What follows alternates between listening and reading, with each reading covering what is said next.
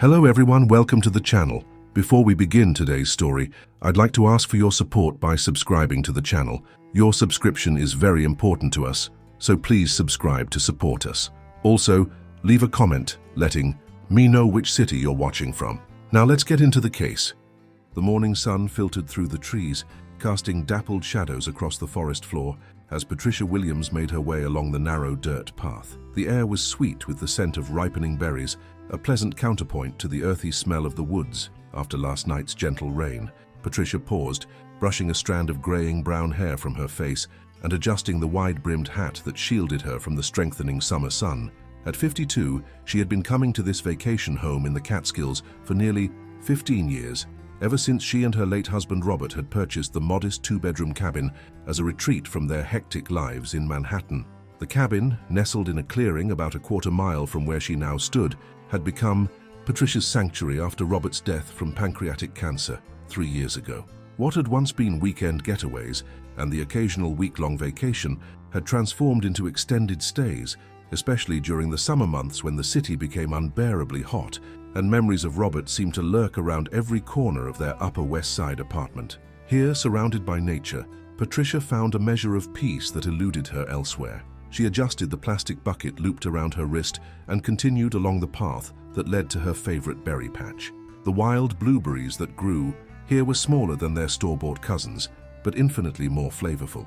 Patricia had discovered this particular spot during her second summer at the cabin and returned religiously each July when the berries ripened to perfection. This morning, she had decided that blueberry pancakes would make a perfect welcome breakfast for her daughter Melissa, who was driving up from the city later that day for a long weekend visit. As she walked, Patricia kept an eye out for interesting specimens for her nature journal. A former high school biology teacher, she had developed the habit of sketching and documenting the flora and fauna she encountered on her woodland walks. Her collection of journals, each meticulously filled with detailed drawings and observations, had grown to occupy an entire shelf in the cabin's small living room. This summer's journal was only half filled, and Patricia hoped to add several new entries before the season ended. The path curved gently to the left, and Patricia followed it, her sturdy hiking boots crunching softly on the mixture of dirt, pine needles, and small rocks. The trees thinned slightly as she approached a small clearing where the blueberry bushes grew in abundance. The morning was warming quickly, and Patricia could feel a thin layer of perspiration forming under her light cotton shirt. She paused at the edge of the clearing, setting down her water bottle and taking a long, refreshing drink before venturing into the denser brush where the berries grew. Patricia knew that the most bountiful bushes were toward the back of the clearing, partially hidden by a stand of young birch trees.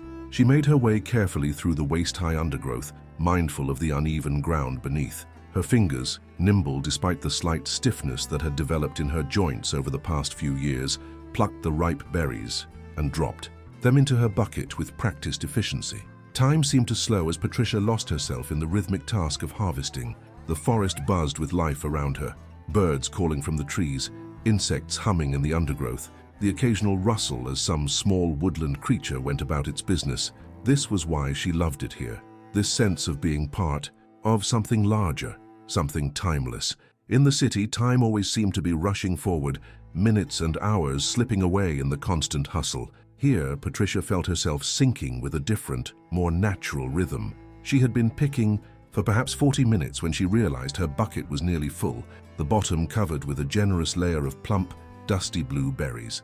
More than enough for pancakes, with plenty left over for snacking or perhaps a small pie. Satisfied with her harvest, Patricia straightened, pressing one hand against the small of her back as she stretched the stiffness out of her spine. It was then, as she turned to begin making her way back to the path, that she noticed the silence. The forest's background symphony of sounds had ceased. No birds called, no insects buzzed. The sudden hush sent a chill down Patricia's spine, despite the warmth of the morning. In her years of wandering these woods, she had learned to pay attention to such changes.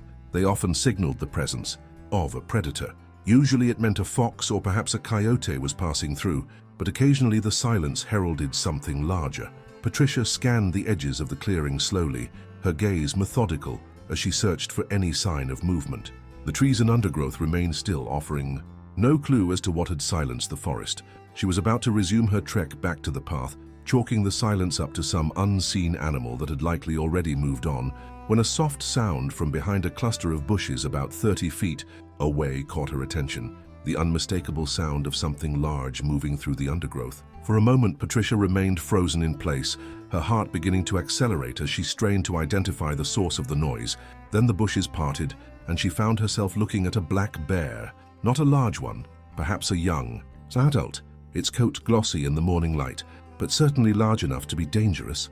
The bear paused as it emerged from the foliage, its small dark eyes fixing on Patricia with what seemed like mild curiosity rather than aggression. Patricia's mind raced through what she knew about black bears. They were common in the Catskills, generally less aggressive than their brown or grizzly cousins found out west, and typically shy around humans.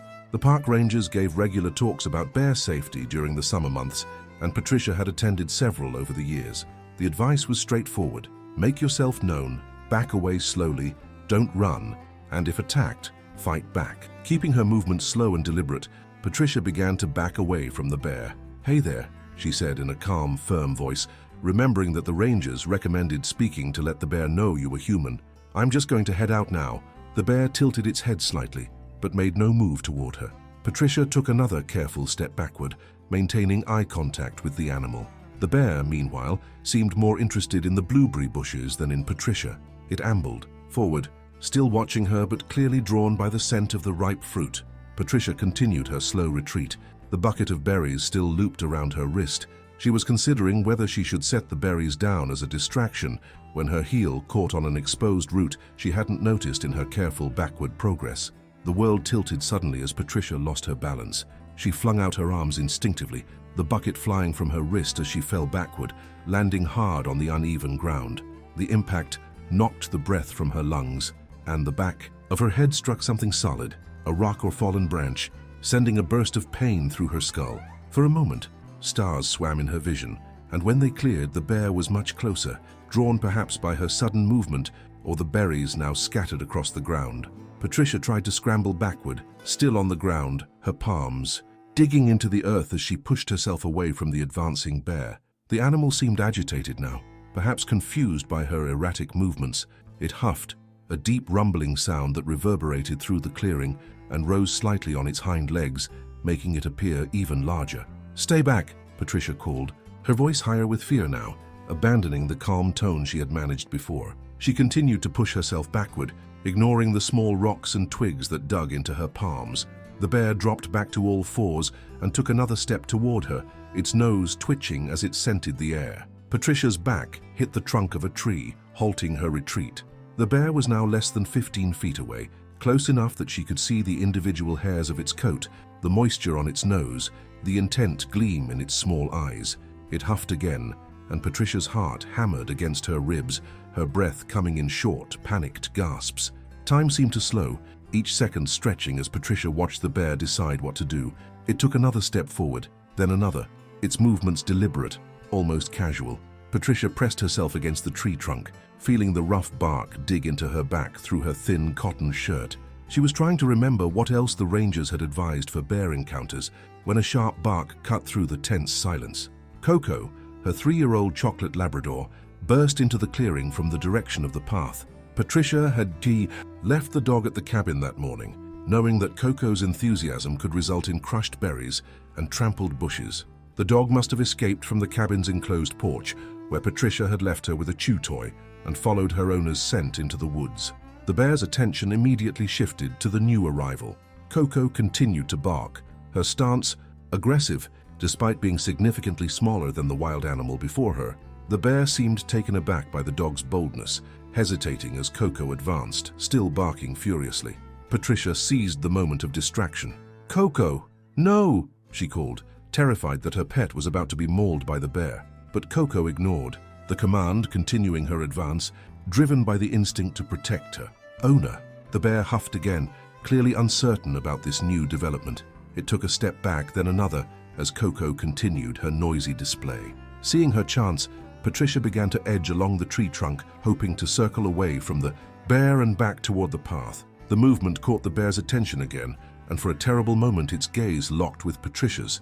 Then, with surprising speed for such a large animal, the bear charged.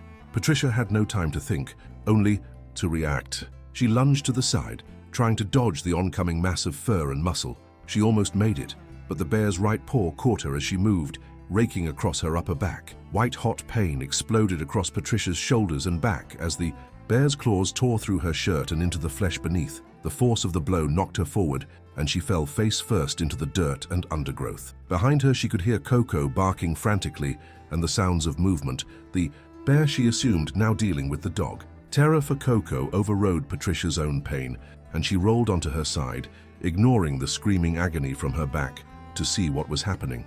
The bear had indeed turned its attention to Coco, but the dog was quicker, darting in to nip at the bear's legs and then dancing away before the larger animal could retaliate. It was a dangerous game, one that Coco couldn't possibly win if the bear managed to land a solid blow, but the dog was holding her own for the moment. Patricia pushed herself to her hands and knees, wincing as the movement pulled at the wounds on her back. She could feel something warm and wet soaking through what remained of her shirt. Blood, she realized distantly, her mind oddly detached as shock began to set in. She needed to get away, to get Coco away, before the bear decided that they were worth the effort of a continued attack. "Coco, come," she called, her voice strained. To her surprise and immense relief, the dog obeyed this time, breaking off her harassment of the bear and bounding to Patricia's side. The bear huffed again, clearly agitated, but seemingly unwilling to pursue the fight now that its opponents were withdrawing. Patricia managed to get to her feet, one hand braced against a nearby tree for support. The world swam alarmingly, and she blinked hard, fighting to stay conscious. Coco pressed against her leg, still facing the bear, a low growl rumbling in her chest. The bear watched them, its small eyes gleaming, but it made no move to follow as Patricia began to stagger toward the path, one hand clutching at a tree trunk whenever she passed one to keep herself upright. The journey back to the path, which had taken perhaps 10 minutes on her way in, now seemed to stretch endlessly. Every step sent fresh waves of pain radiating from the wounds on her back. Patricia forced herself to keep moving, Coco a reassuring presence at her side. Behind them, the bear eventually lost interest, turning back to the scattered berries and the bushes beyond, more interested in its meal than in pursuing the interlopers who had disturbed its foraging. When Patricia finally reached the main path, she paused, leaning heavily against a large pine tree as she tried to gather her strength for the walk back to the cabin. The adrenaline that had carried her this far was beginning to ebb, leaving behind a bone-deep exhaustion and pain that threatened to overwhelm her. She fumbled for her phone, which she had tucked into the back pocket of her jeans before setting out that morning, but as she pulled it out, she saw that the screen was cracked and dark, damaged most likely in her fall. "Great," Patricia muttered, shoving the useless device back into her pocket. The cabin was about a quarter-mile away, a distance she usually covered easily, but which now loomed like an impossible journey. She had no choice, though. She needed to get back, to clean and assess her wounds, to call for help if necessary. Drawing a deep breath, which sent another spike of pain through her back, Patricia pushed herself away from the tree and began walking. Coco stayed close, occasionally looking up at her with concerned brown eyes, as if sensing that something was very wrong with her owner. Patricia focused on putting one foot in front of the other, counting her steps to keep her mind occupied, and away from the pain and the creeping fear that her injuries might be more serious than she could handle alone. By the time the cabin came into view through the trees, Patricia was light-headed and nauseated, her steps increasingly unsteady. The simple act of climbing the 3 wooden steps to the porch nearly defeated her, but with a final surge of determination, she made it to the door, fumbling with shaking hands to unlock it. Inside, the cabin was cool and dim, the curtains still, drawn from when she had left earlier that morning. Patricia staggered to the kitchen, leaving the door open behind her for Coco. She reached for the landline phone mounted on the wall, one of the old-fashioned corded types that she and Robert had kept as a backup since cell service in the area could be spotty. Her fingers, slick with sweat, and some blood, slipped on the receiver as she tried to lift it from its cradle. Patricia forced herself to take a steadying breath. She needed to focus. The bear was gone, she had made it back to safety, and now she needed to assess her injuries and get help if necessary. First, though, she needed to see the damage. Leaving the phone for the moment, she made her way to the bathroom, Coco trailing anxiously behind her. The bathroom mirror revealed what Patricia had feared. The back of her shirt was torn and soaked with blood, the fabric sticking to the wounds beneath. She needed to clean the injuries, but she couldn't reach them properly on her own. And given the amount of blood, she suspected they were deep enough to require medical attention. She would need to call someone, but who? Her daughter Melissa wasn't due to arrive for several more hours. Her nearest neighbor, Frank Delgado, lived about half a mile down the road, but she wasn't sure if he was at his cabin this weekend. There was the park ranger station, about 5 miles away by car, and of course she could call 911, though emergency services in this rural area could take some time to arrive. Decision made, Patricia returned to the kitchen phone and dialed 911. The dispatcher answered promptly, and Patricia explained her situation as calmly as she could manage. Yes, she had been attacked by a black bear. No, she was no longer in immediate danger. Yes, she was bleeding, quite a bit actually, from claw wounds on her back. The dispatcher assured her that help was on the way, but warned that it might take up to 30 minutes given her location. After hanging up, Patricia called Melissa, catching her daughter just as she was preparing to leave the city. Melissa's voice rose in panic as Patricia explained what had happened, and she promised to drive as quickly as safely possible to reach the cabin. Patricia tried to reassure her that she was okay, that help was coming, and that Melissa shouldn't take any risks on the road, but she could hear the fear in her daughter's voice as they said goodbye. Now, all Patricia could do was wait. She sank onto one of the kitchen chairs, careful to keep her injured back from pressing against it. Coco settled at her feet, still watching her with that same worried expression. The pain was a constant throbbing now, punctuated by sharper stabs whenever she moved too suddenly. Patricia knew she should try to clean the wounds, perhaps even try to bandage them, but the bathroom seemed very far away, and she wasn't sure she could manage the necessary contortions on her own. Instead, she focused on her breathing, trying to stay calm as shock continued to set in. She was cold now despite the summer warmth, her hands trembling slightly. She recognized these as symptoms of blood loss and shock from her first aid training, but could do little about them other than remain seated and wait for help to arrive. Time seemed to stretch and contract in strange ways as Patricia waited. What felt like hours passed before she heard the sound of a vehicle coming up the gravel driveway, though a glance at the clock on the kitchen wall told her it had been just over 20 minutes since her call. Relief washed over her as she heard car doors slamming and footsteps on the porch.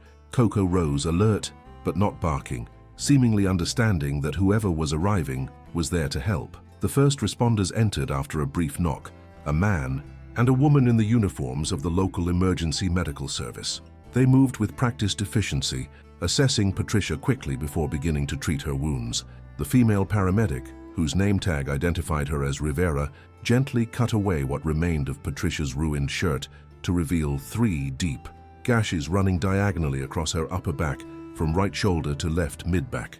"These are going to need stitches," Rivera informed her, cleaning the wounds with a solution that stung fiercely. "And we'll want a doctor to check for any other damage. Bear claws can go pretty deep." The male paramedic, Johnson, was already on the radio, coordinating with someone about transport. "We're about 40 minutes from Albany Medical Center," he told Patricia. "That's where we'll take you. They have the best trauma center in the region." Patricia nodded, wincing as Rivera continued to clean her wounds. "My daughter is on her way from the city," she said. "She should be here in a couple of hours."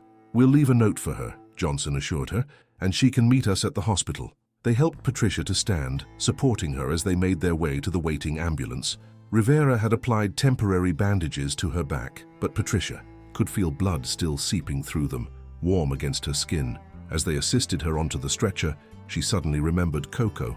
"My dog," she said, trying to sit up despite the pain. "I can't leave her alone." Johnson glanced at the Labrador, who was hovering anxiously nearby. "Don't worry about that now," he said. "We'll make sure someone comes to check on her. Do you have a neighbor who could help?"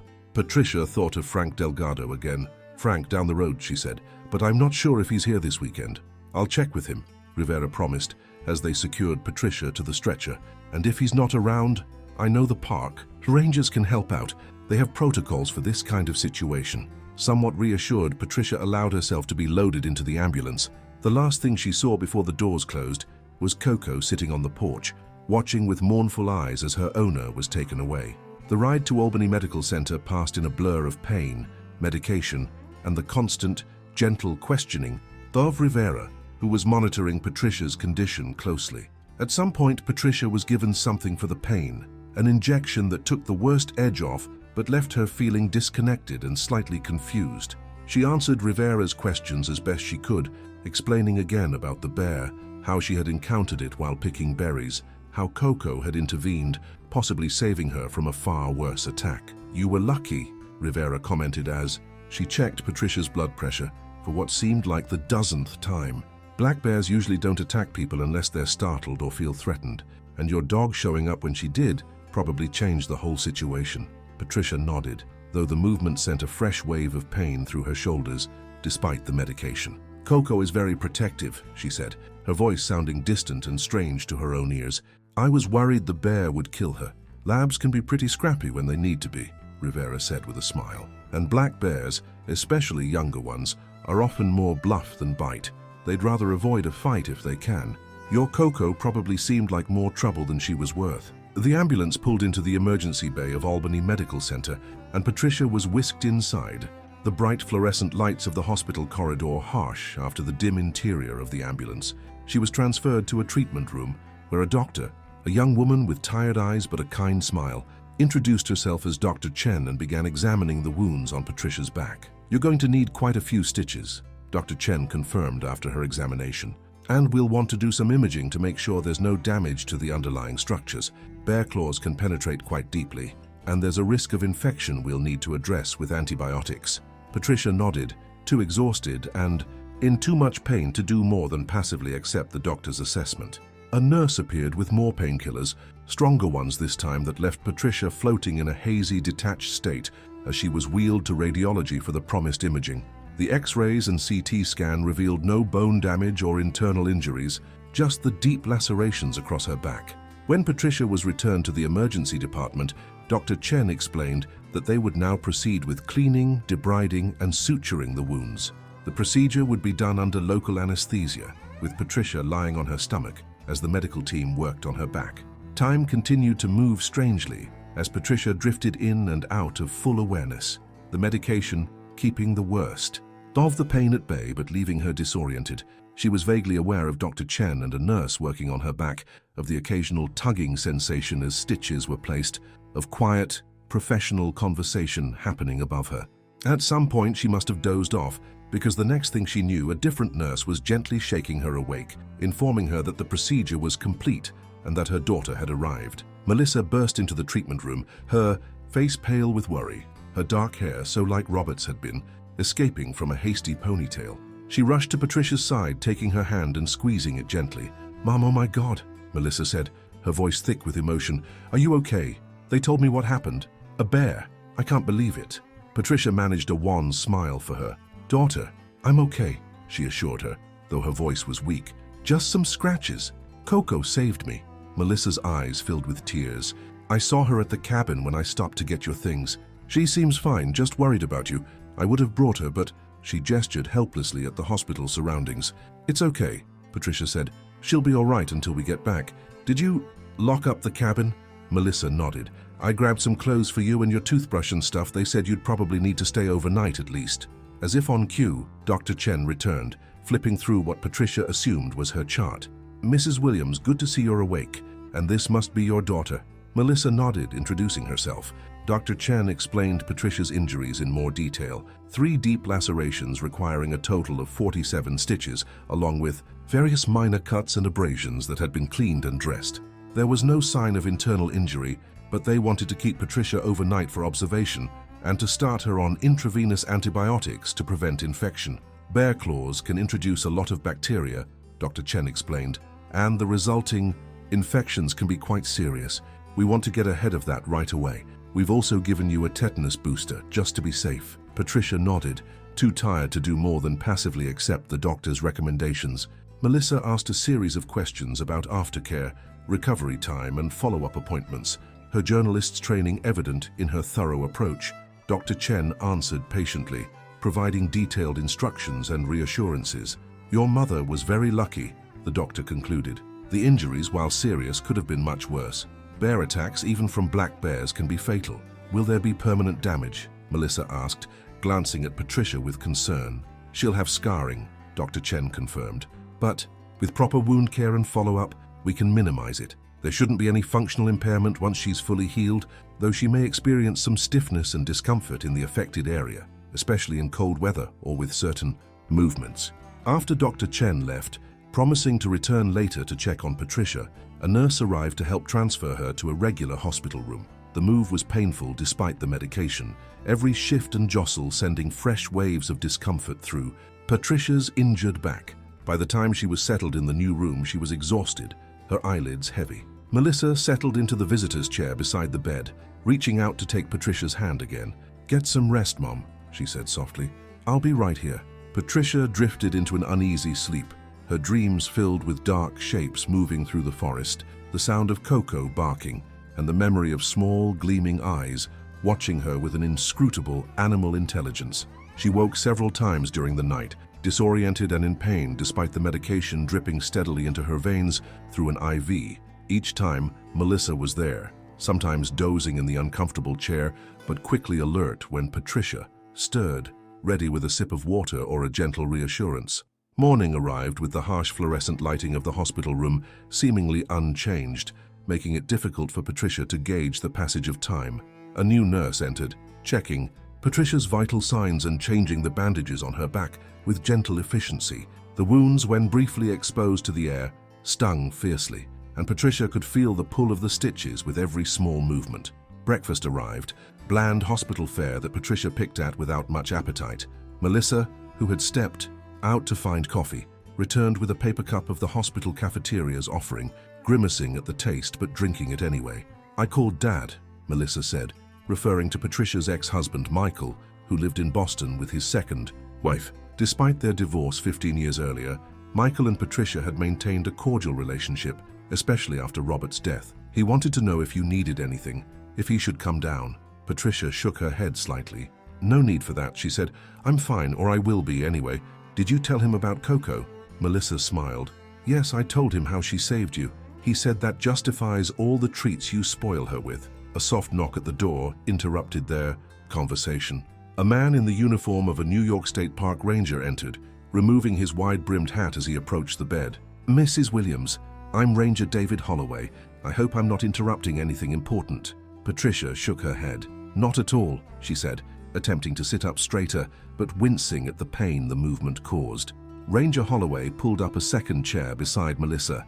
"I'm here to take your statement about the bear attack," he explained, producing a small notebook and pen from his breast pocket, "and to give you some information about what happens next." For the next half hour, Patricia recounted the events of the previous day, her trip to the berry patch, the appearance of the bear, Coco's intervention, and her escape back to the cabin. Ranger Holloway took notes, occasionally asking for clarification or additional details. "And you're certain it was a black bear?" he asked at one point. "Not unusually large or with any distinctive markings?" Patricia considered the question. "Definitely a black bear," she confirmed. "Not fully grown, I don't think. Maybe a young adult? Its coat was very dark, glossy. No distinctive markings that I noticed, but I wasn't exactly studying it closely." Ranger Holloway nodded, making another note. "And its behavior. You said it. Seemed more interested in the berries initially. It didn't display any signs of aggression until you fell." "That's right," Patricia said, remembering the bear's casual, almost disinterested demeanor when it first appeared. "It was just foraging, I think. When I fell and made sudden movements, that's when it seemed to get agitated." "That's consistent with typical black bear behavior," Ranger Holloway commented. "They're usually not aggressive toward humans unless provoked or startled." He closed his notebook and tucked it back into his pocket. "We've set up a couple of traps in the area around where the attack occurred. If we catch the bear, it will be relocated to a more remote area." "You won't kill it?" Patricia asked, somewhat surprised by her own concern for the animal that had injured her so severely. Ranger Holloway shook his head. "Not based on what you've described. This sounds like a typical encounter that unfortunately escalated due to circumstances. You falling, the bear being startled, your dog intervening. If the bear had displayed predatory behavior or had a history of aggression toward humans, that would be different. But in this case, relocation should be sufficient." Went on to explain that they would be posting additional warning signs in the area and increasing patrols for the next few weeks. "Bear encounters have been increasing in the Catskills over the past several years," he told them. "As development expands and their natural habitat shrinks, they're coming into contact with humans more frequently. And with the berry crop being particularly good this year, there are more bears foraging in areas where humans like to gather berries too." Melissa, who had been listening quietly, spoke up. "How common are attacks like this? Should my mother be worried about returning to her cabin?" Ranger Holloway turned to her. "Attacks are still relatively rare," he assured her. In New York State, we typically see only a handful of serious bear incidents each year, despite thousands of bears living in the region. Most encounters end without any human injury. He shifted his gaze back to Patricia. That said, there are precautions you should take if you continue to spend time in bear country. He spent the next several minutes outlining those precautions, making noise while hiking to avoid surprising bears, carrying bear spray, properly securing garbage and food around the cabin, and avoiding berry picking alone in dense undergrowth during peak foraging times. Patricia listened attentively, mentally cataloging the advice for future reference. And if you do encounter a bear again, Ranger Holloway concluded, remember, don't run, back away slowly. Speak in a firm voice to identify yourself as human, and if attacked, fight back aggressively. Black bears, unlike grizzlies, will often retreat if their target puts up a strong resistance. After Ranger Holloway left, promising to follow up once they had determined whether they'd captured the specific bear involved in the attack, Patricia leaned back against her pillows, suddenly exhausted by the interview. Melissa noticed her fatigue and suggested she rest, while Melissa went to check on Coco and bring back some of Patricia's personal items from the cabin. I'll be back in a couple of hours, Melissa promised, gathering her purse and car keys. Try to get some sleep. Okay. Left alone, Patricia closed her eyes but found sleep elusive. Her mind kept returning to the moments of the attack, the bear's small dark eyes focusing on her, the terrible instant when she realized it was charging, the searing pain of claws raking across her back. She shuddered, causing a fresh spike of pain from her wounds. A soft knock at the door roused her from these unpleasant recollections. Expecting a nurse, Patricia called a quiet, "Come in," but instead found herself facing a middle-aged man in casual clothes, a press badge hanging from a lanyard around his neck. "Mrs. Williams, I'm Steve Brennan from the Kingston Daily Freeman," he said, stepping into the room without waiting for an invitation. "I was hoping to ask you a few questions about your encounter with the bear." Patricia blinked in surprise. "How did you... I haven't spoken to any reporters." Brennan shrugged, pulling out a small digital recorder. "News travels fast around here, especially when it involves wildlife attacking tourists. The hospital wouldn't confirm anything. Officially, of course. But one of the EMTs mentioned it to a friend who happens to be married to our city desk editor, and, well, here I am." "I'm not a tourist," Patricia said, feeling oddly defensive. "I've owned a cabin here for 15 years. Brennan smiled apologetically. "Of course, my mistake. Seasonal resident then. Would you mind telling me about what happened? Bear attacks make for compelling reading, and it could serve as a warning to others." Patricia hesitated. On one hand, she was tired and in pain, and the last thing she wanted was to recount the entire ordeal yet again. On the other hand, if her experience could help prevent someone else from going through the same thing, perhaps it was worth sharing. "I suppose I could answer a few questions," she said finally. "But I'd appreciate it if you kept it brief. I'm still recovering." Brennan nodded eagerly, pulling a chair close to the bed and activating his recorder. Of course. So, Mrs. Williams, in your own words, what happened yesterday morning?" For the third time that day, Patricia described her encounter with the bear. Brennan interrupted occasionally with questions, some thoughtful and others seemingly designed to sensationalize the event. He seemed particularly interested in the more dramatic aspects: the bear's charge, the moment of impact, Coco's intervention. "Would you say you feared for your life?" Brennan asked at one point, his pen poised over his notepad. Patricia considered the question. "Yes," she admitted. "When I saw it charging, I thought I didn't know if I'd survive, honestly. Black bears aren't usually aggressive, but in that moment it was terrifying." "And your dog, Coco, was it? She drove the bear off. That's quite remarkable. Do you consider her a hero?" Despite her discomfort with the increasingly dramatic tone of the interview, Patricia couldn't help but smile at that. "Yes, I suppose she is. Without Coco, the attack might have been much worse. She distracted the bear at a critical moment." The interview continued for another 10 minutes before a nurse entered to check Patricia's vital signs and change her IV bag. Brennan took the interruption as his cue to leave, thanking Patricia for her time and promising to let her know when the article would be published. After he left, the nurse, whose name tag identified her as Linda, gave Patricia a sympathetic look. "Reporters," she said, shaking her head. "They always find a way in, no matter what we tell them about patient privacy. Are you okay? Do you need anything for pain?" Patricia realized that her back was throbbing again, the medication wearing off after the strain of the interview. "Yes, please," she said, "and maybe something to help me sleep. I keep seeing it, the bear, whenever I close my eyes." Linda nodded understandingly. I'll speak to the doctor about that. It's not uncommon to have trouble sleeping after a traumatic event. Would you like to speak with someone from our psychiatric department? They can help with strategies for dealing with the psychological aftermath. Patricia hesitated, then nodded slowly. Maybe tomorrow, she said. I'm too tired right now to talk to anyone else. Linda adjusted Patricia's pillows, helping her find a position that put less pressure on her injured back. I'll let them know, she promised. In the meantime, try to rest, and don't worry about any more reporters. I'll make sure the front desk knows not to send anyone else up. True to her word, Linda returned shortly with pain medication that soon had Patricia drifting into a more peaceful sleep, free of bear-haunted dreams. When she woke, the light in the room had changed. Late afternoon sun slanting through the window blinds. Melissa was back sitting quietly in the visitor's chair, scrolling through her phone. "Hey," Patricia said, her voice rough with sleep. "How's Coco?" Melissa looked up, smiling when she saw Patricia was awake. "She's good. I took her for a long walk and gave her extra treats. The neighbor, Frank, right, came by while I was there. He said he'd be happy to check on the cabin and Coco when I have to go back to the city on Monday." Patricia nodded, relieved. Frank Delgado was a retired firefighter who used his cabin year-round, one of the few permanent residents on their road. He'd been a good friend to Patricia and Robert over the years, occasionally helping with small repairs around their property and keeping an eye on the place during the winter months when they rarely visited. "That's good of him," Patricia Fires said. "Did you tell him what happened?"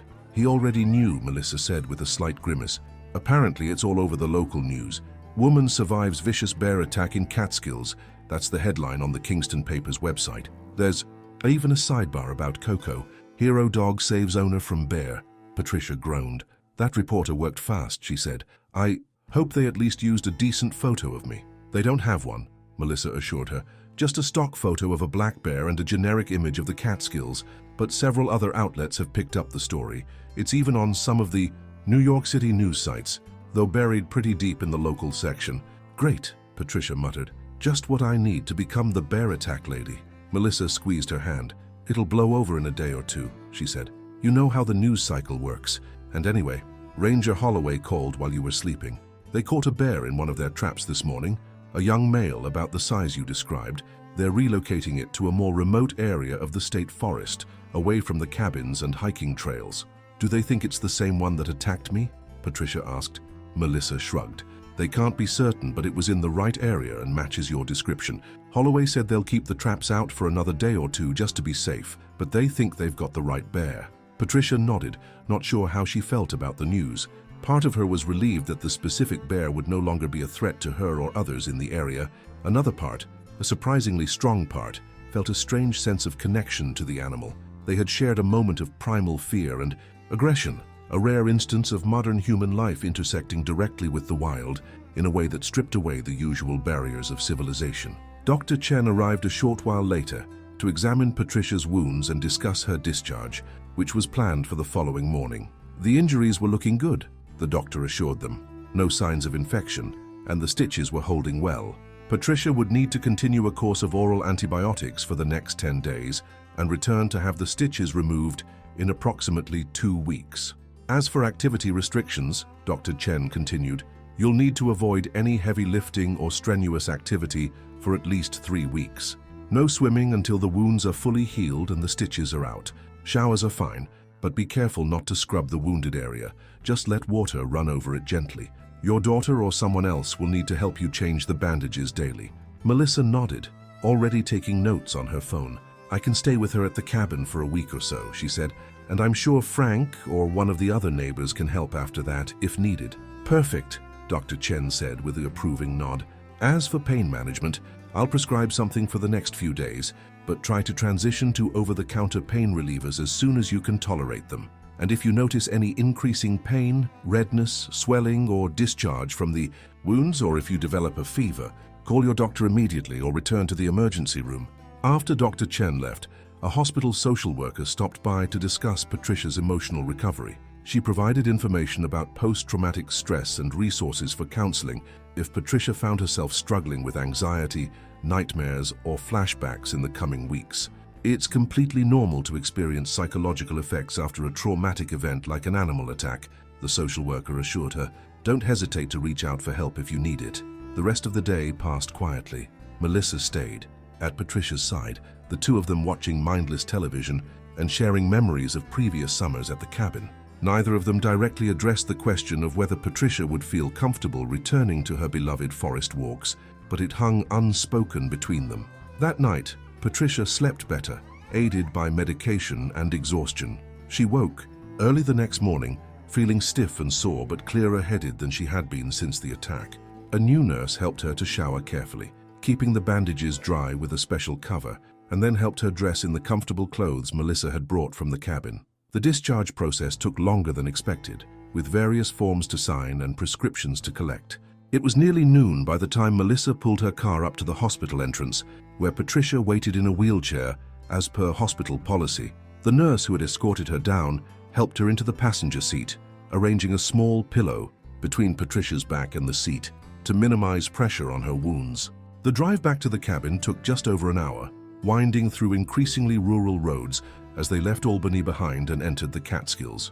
Patricia watched the landscape change through the car window, the forests growing denser, the houses more scattered. Under normal circumstances, she loved this transition, feeling the weight of city life falling away as they ascended into the mountains. Today, though, she found herself eyeing the dark lines of trees with a new wariness, wondering about what creatures might be watching from within their shadows. As they turned onto the narrow dirt road that led to the cabin, Patricia felt a knot forming in her stomach. The cabin itself was not the problem.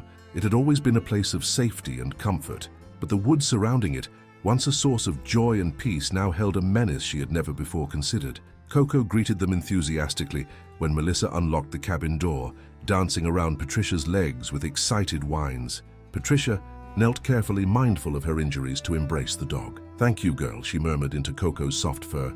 "So you saved me, you know that." "Let's get you settled," Melissa said, guiding Patricia to the living room couch. "Do you want some tea or something to eat? It's past lunchtime." Patricia nodded, suddenly realizing she was hungry. "Tea would be great," she said, "and maybe a sandwich. There should be bread and turkey in the fridge." While Melissa busied herself in the kitchen, Patricia looked around the familiar space of the cabin living room. Nothing had changed, of course. The same comfortable furniture, the same bookshelves filled with novels and field guides, the same collection of nature journals on the lower shelf, but something felt different. Patricia couldn't quite place it until she realized that, for the first time, she was aware of how exposed they were out here. The cabin's large windows, which she had always loved for the way they invited the forest in, now seemed vulnerable, offering too little separation between the safe interior and the wild beyond. Melissa returned with tea and sandwiches, setting them on the coffee table in front of Patricia. "I checked the news again," she said as she settled into an armchair. "The story is already fading. There's a small update about the bear being caught and relocated, but it's just a paragraph or two." Patricia nodded, sipping her tea. "That's good," she said. "I'd rather not be remembered as the bear lady." As they ate, Melissa outlined her plan for the next week. She would stay until the following Tuesday, working remotely from the cabin's small second bedroom, helping Patricia with bandage changes and any tasks that were difficult with her injuries. After that, Frank had agreed to stop by daily to assist with anything Patricia couldn't manage on her own. "And I was thinking," Melissa added cautiously, "maybe when you're feeling better, you might want to come stay with me in the city for a while, at least until you're fully healed. My apartment isn't huge, but the sofa pulls out and—" "No," Patricia said, more firmly than she intended. She softened her tone. "Thank you, but no. This is my home, more than the apartment in the city ever was. I'm not going to let what happened drive me away." Melissa looked skeptical but didn't argue. "Okay," she said, "but the offer stands if you change your mind." The rest of the day passed quietly. Patricia rested, took her medication, and allowed Melissa to help her with a careful sponge bath before bed. That night, lying in her own bed with Coco curled protectively at her feet, Patricia slept fitfully, waking several times from dreams in which dark shapes moved through the trees just beyond her vision. The next few days settled into a routine. Melissa proved to be an efficient nurse, changing Patricia's bandages with gentle hands and ensuring she took her antibiotics on schedule. She also took over the household chores, preparing meals, doing laundry, and walking Coco several times a day. Patricia, for her part, tried to be a good patient, though she chafed at the enforced inactivity. On the third day after their return to the cabin, Ranger Holloway stopped by to check on Patricia and provide an update. The bear they had caught a 3-year-old male weighing approximately 180 pounds, had been successfully relocated to a more remote area of the state forest about 50 miles away. No way to be absolutely certain it was the same bear that attacked you, Holloway admitted as he accepted a cup of coffee from Melissa.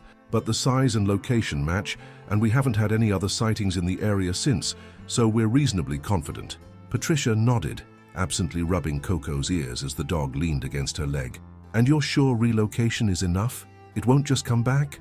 We tagged it and fitted it with a tracking collar, Holloway explained. If it does start heading back this way, we'll know. But black bears typically adapt well to new territories, especially males of this age. They're quite mobile naturally, often traveling many miles in search of food or new territory. He hesitated, then added, that said, I'd still recommend taking precautions when you're outside. This particular bear might be gone, but there are plenty of others in these woods, and with berry season in full swing, they're particularly active right now. After Holloway left, Patricia stood at the window for a long time, looking out at the tree line beyond the small, cleared area around the cabin. She had loved these woods for so long, had found healing in their quiet spaces after Robert's death. The thought that they might now be permanently altered for her, transformed from sanctuary to threat, filled her with a deep sadness. Melissa, observing her mother's pensive mood, suggested they drive into town for dinner that evening, a change of scenery that might help lift Patricia's spirits. Patricia agreed, though the short drive to Phoenicia, the nearest town with restaurants, left her back aching despite the cushion Melissa had carefully positioned behind her. The small Italian restaurant they chose was half empty, typical for a weeknight in late July, when most tourists were at the larger resorts or staying in their rented cabins. They were seated at a quiet corner table, and Patricia had just started to relax when she noticed the couple at the next table glancing at her and whispering. "What?" she asked Melissa, who had her back to the other table. Melissa turned slightly, observed the couple for a moment, then grimaced. "I think they recognized you," she said quietly, "from the bear story." Before Patricia could respond, the woman from the other table approached, a slightly embarrassed smile on her face. "Excuse me," she said, "are you the lady who was attacked by the bear, the one in the newspaper?" Patricia sighed inwardly but nodded. "Yes, that's me." The woman's eyes widened with a mixture of fascination and horror. "My goodness, how terrifying. That must have been. We read all about it. You're lucky to be alive." Yes, well, black bear attacks are actually quite rare," Patricia said, hoping to downplay the incident. "I was just in the wrong place at the wrong time." "But still," the woman persisted, "to face down a wild animal like that, and your dog, saved you, that's amazing. We have a cabin up by Woodstock, and I've been terrified to let our kids play in the yard since I read the article." Patricia frowned. "That's really not necessary," she said. "As long as you take basic precautions, make noise, secure your garbage, that sort of thing, the chances of a bear bothering you are incredibly small. They're not looking for trouble." The woman looked unconvinced, but her husband called her back to their table, saving Patricia from further discussion. She returned to her meal, but the encounter had left her unsettled. Was this going to be her legacy now? The local cautionary tale? The reason tourists were afraid to enjoy the woods? "It'll pass," Melissa assured her, correctly reading her mother's expression. "In a week or two they'll have moved on to the next story. People have short attention spans these days." Patricia nodded, though she wasn't entirely convinced. In small communities like this, stories tended to linger, becoming part of the local folklore. She could imagine her encounter being retold at campfires and tourist lodges for years to come, gradually transforming from a simple case of being in the wrong place at the wrong time to a tale of monstrous bears lurking in the Catskills, waiting to devour unwary hikers. They finished their meal without further interruptions and drove back to the cabin in the gathering dusk. As they pulled into the driveway, Patricia noticed something on the porch, a basket of some kind wrapped in colorful cellophane. "What's that?" she asked, as Melissa parked the car. Melissa shrugged. "No idea. Maybe Frank dropped something off while we were gone." They approached the porch cautiously, Melissa slightly ahead. The basket, when examined, contained an assortment of treats: homemade cookies, a jar of local honey, some fancy dog biscuits for Coco, and a bottle of wine. A small card was attached, which Melissa read aloud. "To the Bear Lady and her hero. Dog, wishing you a speedy recovery. From the staff at Mountain View Lodge." Patricia groaned. "The Bear Lady, great." Melissa laughed, picking up the basket. "Look on the bright side, free cookies and wine, and at least they acknowledged Coco's heroism." Inside, as they unpacked the basket and sampled its contents, Patricia found herself laughing about the nickname, despite her earlier dismay. Perhaps Melissa was right. This would all blow over eventually, and in the meantime, there were worse things than being known as someone who had survived a bear encounter. That night, Patricia slept more soundly than she had since the attack, without dreams of bears or dark forests. When she woke, she felt stronger, more like herself. The wounds on her back still ached, but the pain was more manageable, a dull throb rather than the sharp, burning sensation of the first few days. Melissa helped her change the bandages after breakfast, noting with approval that the wounds were healing well, the skin around the stitches less red and inflamed than before. "You're making good progress," she said, as she applied fresh gauze and tape. "How's the pain today?" "Better," Patricia admitted. "I think I'll try cutting back on the pain medication, maybe just take it at night." The day stretched ahead pleasantly. Melissa worked on her laptop in the morning while Patricia read a novel she'd been meaning to get to for months. After lunch, they sat on the porch enjoying the summer warmth and the gentle sounds of the forest. Coco lay at Patricia's feet, occasionally raising her head to track the movement of a squirrel or bird in the nearby trees. In the late afternoon, Frank Delgado stopped by with a foil-covered dish that proved to contain his wife Maria's celebrated lasagna. "Maria thought you could use some home cooking," he explained as he handed the dish to Melissa.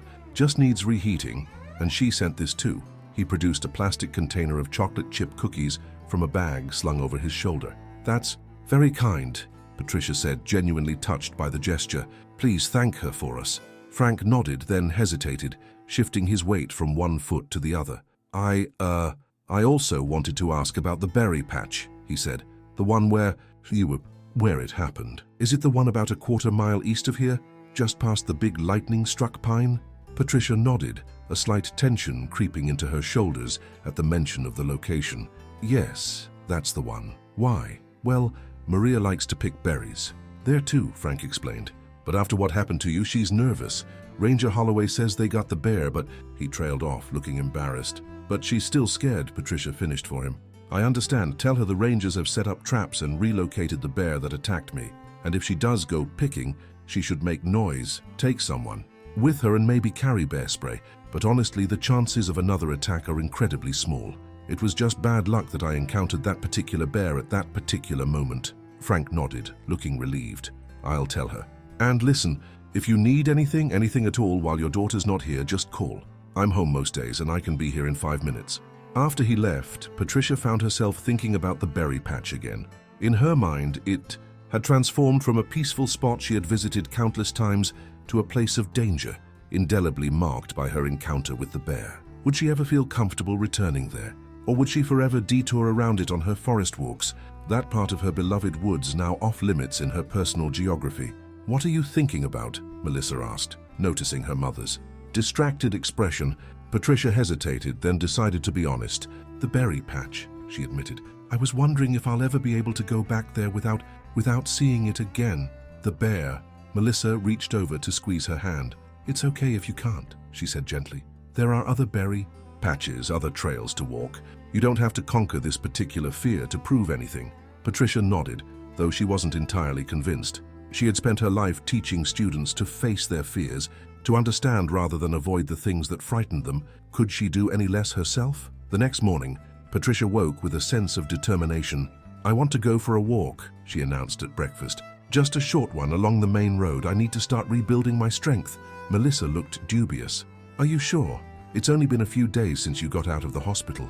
Dr. Chen said to avoid strenuous activity for at least 3 weeks. "Walking on a flat road isn't strenuous," Patricia insisted, "and we don't have to go far, just to the end of the drive and back. Coco needs the exercise too." Reluctantly, Melissa agreed, insisting, however, that Patricia wear a loose button-up shirt over a tank top to protect her bandaged back from the sun. They set out after breakfast, Coco trotting happily ahead, clearly delighted to have both her humans along for her walk. The driveway was about 100 yards long, connecting the cabin to the dirt road that served the half-dozen properties scattered along this particular ridge.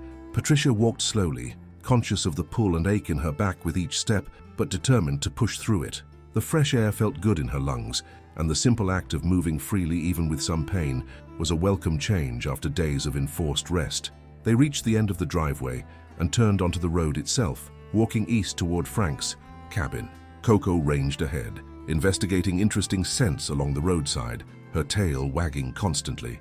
Patricia found herself smiling at the dog's evident joy, her own spirits lifting in response. They had gone perhaps a quarter of a mile when Patricia heard a twig snap in the woods to their right. She froze instinctively, her heart rate immediately accelerating. Melissa, who had been a few steps ahead, turned back with a questioning look that quickly transformed into concern when she saw her mother's expression. "What is it?" Melissa asked, moving closer. Patricia stared into the trees, searching for the source of the sound. "I heard something," she said, her voice tight. "In the woods." Melissa listened for a moment, then shook her head. "I don't hear anything," she said gently. "Maybe it was just a squirrel or a bird." Before Patricia could respond, Frank emerged from the trees onto the road about 50 yards ahead of them, a fishing rod in one hand and a small tackle box in the other. He waved when he saw them, changing direction to head their way. "Morning, ladies," he called as he approached. "Beautiful day for a walk." Patricia felt a rush of embarrassment as she realized the sound she'd heard had simply been Frank, making his way through the woods from the small stream that ran behind their properties, a popular spot for trout fishing. Her fear had been entirely unfounded, yet her body was still responding as if to a genuine threat, her pulse racing, her palms sweaty, her breathing shallow and quick. They chatted with Frank for a few minutes before continuing their walk, now turning back toward the cabin at Patricia's suggestion. Her back was beginning to ache more persistently, and the brief moment of panic had left her feeling drained. By the time they reached the cabin again, she was ready to sit down and rest. "Are you okay?" Melissa asked as they settled on the porch, Coco flopping down at their feet with a contented sigh. "You got pretty spooked back there." Patricia considered denying it, but what was the point? Melissa had seen her reaction clearly enough. "I thought it might be a bear," she admitted. "Just for a second when I heard the noise." Melissa nodded, her expression understanding rather than pitying, which Patricia appreciated. "That's normal, you know," she said. "After a traumatic experience like yours, the body stays on high alert for a while. It's a protective mechanism." "I know," Patricia said, remembering the information the hospital social worker had provided about post-traumatic stress responses. "I just didn't expect it to be so physical. My heart is still pounding." "Give it time," Melissa advised, "and maybe consider talking to someone when you get back to the city. It might help to process everything with a professional." Patricia nodded, though the thought of returning to the city still felt wrong, like admitting defeat. This was her home now, much more than the apartment in Manhattan. The woods had been her healing place after Robert died, and she was determined they would be again, even if the path back to that easy relationship with the forest was longer and more difficult than she had anticipated. The next few days passed quietly. Patricia continued to heal, the pain in her back gradually diminishing to a manageable level. She and Melissa took daily walks, gradually increasing the distance, but staying on the road rather than venturing onto the forest trails. Each day, Patricia found herself less jumpy, less likely to startle at unexpected sounds from the woods. Melissa's departure date approached too quickly. On her last evening at the cabin, they sat on the porch watching the sunset paint the western sky in shades of orange and pink. Coco lay between their chairs, her head resting on her paws, eyes half closed in contentment. "Are you sure you'll be okay on your own?" Melissa asked, not for the first time. "I can try to extend my leave, maybe work remotely for another week." Patricia shook her head. "I'll be fine," she assured her daughter. "Frank and Maria will check on me, and I'm managing pretty well now. The wounds are healing and I'm getting stronger every day." What she didn't say was that she needed this time alone, needed to re-establish her independence and her relationship with this place on her own terms. Much as she loved her daughter, Melissa's constant concern, while understandable, was beginning to feel stifling. "If you're sure," Melissa said, clearly unconvinced, "but promise you'll call if you need anything. And remember, the offer to stay with me in the city still stands," Patricia promised, knowing she wouldn't take Melissa up on the offer unless absolutely necessary. The thought of the city, its noise, its crowds, its constant activity, held no appeal. Here, despite everything, she still felt more at peace, more herself. Melissa left the next morning after extracting several more promises from Patricia, that she would take her antibiotics faithfully, that she would call if her wounds showed any signs of infection, that she would be careful on her walks and always bring her phone. Patricia agreed to everything, hugging her daughter tightly despite the twinge in her back. After Melissa's car disappeared down the driveway, Patricia returned to the porch, settling into her favorite chair with a cup of tea. Coco lay at her feet, occasionally lifting her head to gaze toward the driveway, as if expecting Melissa to return at any moment. "It's just us now, girl," Patricia told the dog, reaching down to scratch behind her ears. "We'll be okay." The day stretched ahead, empty of obligations. Patricia considered her options. She could read, work on her nature journal, perhaps start organizing the notes for the wildflower guide she had been thinking about creating for years but never found time for.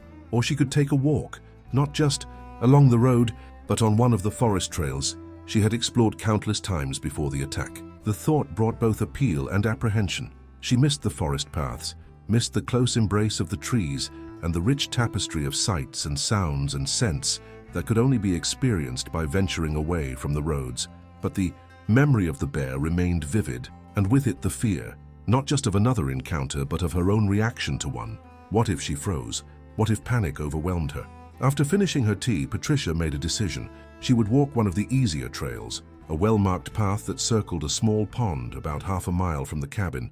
It was a popular route, with hikers and dog walkers, which meant it was less likely to have bears nearby. And most importantly, it didn't go anywhere near the berry patch where the attack had occurred.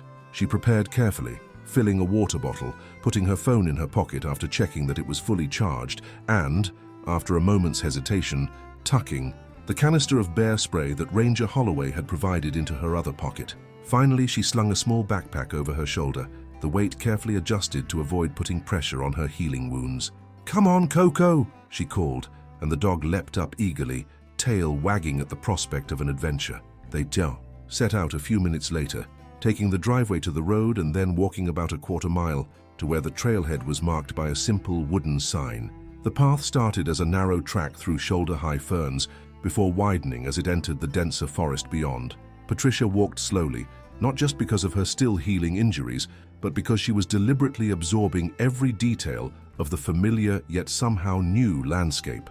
The forest was alive with midsummer activity. Birds calling from the canopy, insects buzzing among the understory plants, the occasional rustle as some small creature moved through the leaf litter.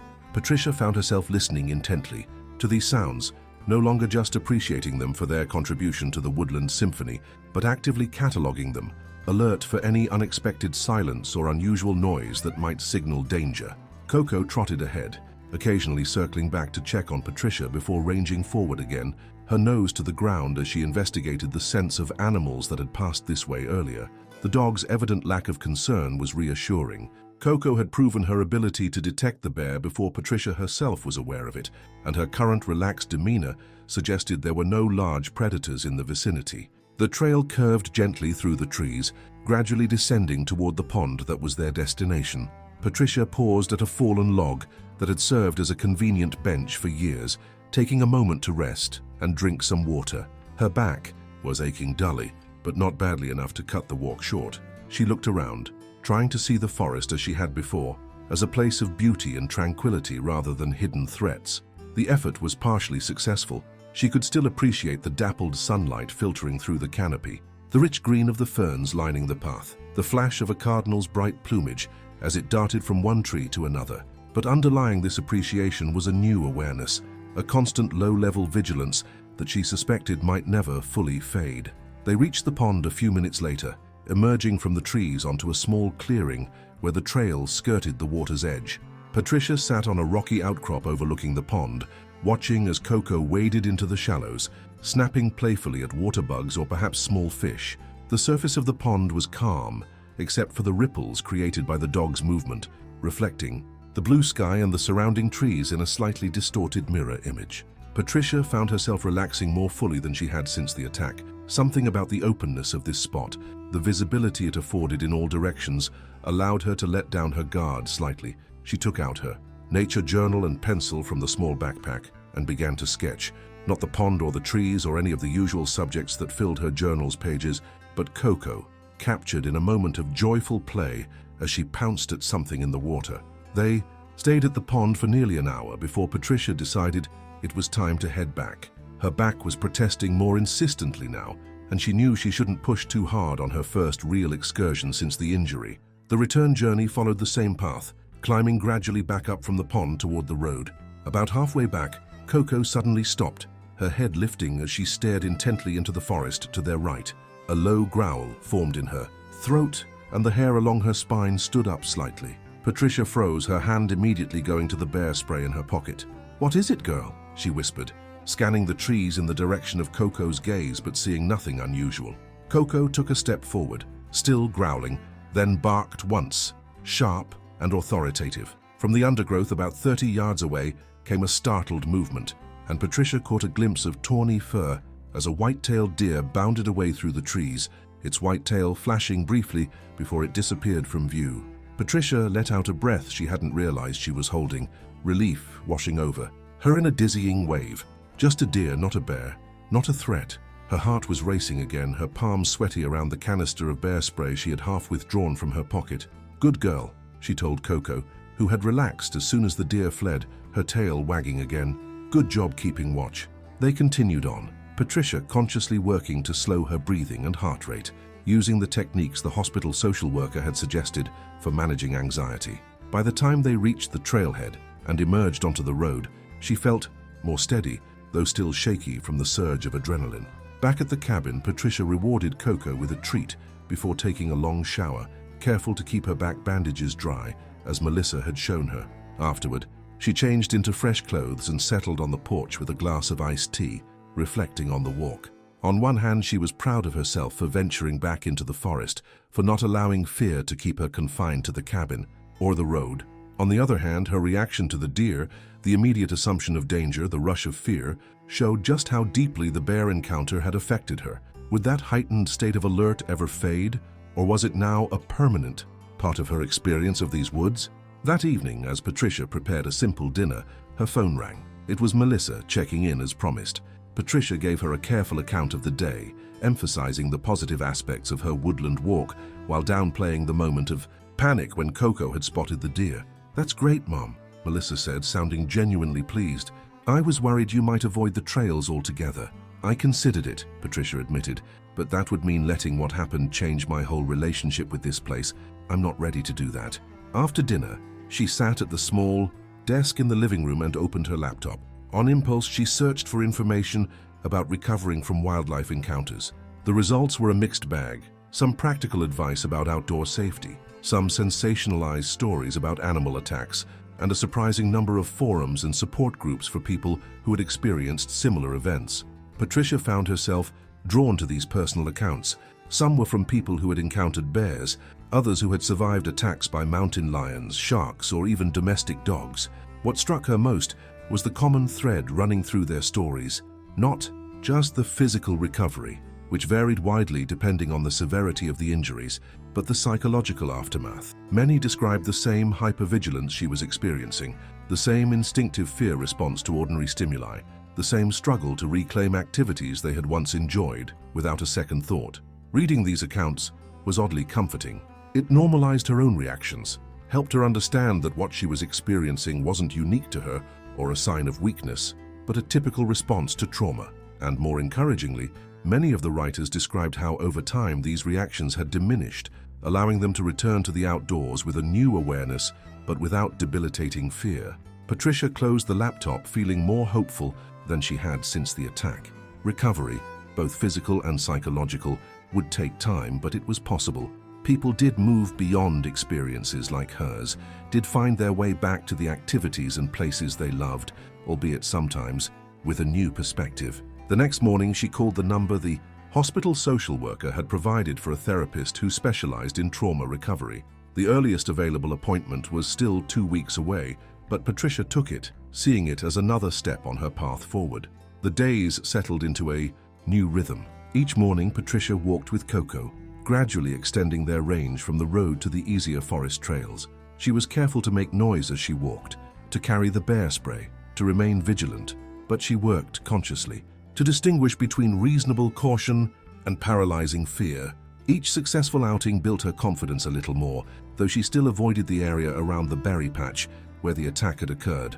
Frank and Maria checked on her regularly, often bringing food or staying for coffee on the porch. Patricia appreciated their concern, but was equally grateful when they treated her normally, not as a victim or someone to be pitied. Frank, with his practical nature, offered to accompany her on a longer hike when she felt ready, a suggestion Patricia accepted with genuine gratitude. A week after Melissa's departure, Ranger Holloway stopped by again, this time with news about the relocated bear. It had established a new territory about 40 miles from its capture site, showing no signs of returning to the area around Patricia's cabin. "That's good news, right?" Patricia asked, pouring coffee for the ranger as they sat on the porch. Holloway nodded. "Very good. Young males like that one are usually adaptable. Plenty of food in the new location, and fewer human settlements to create potential conflicts." Patricia hesitated, then asked the question that had been on her mind.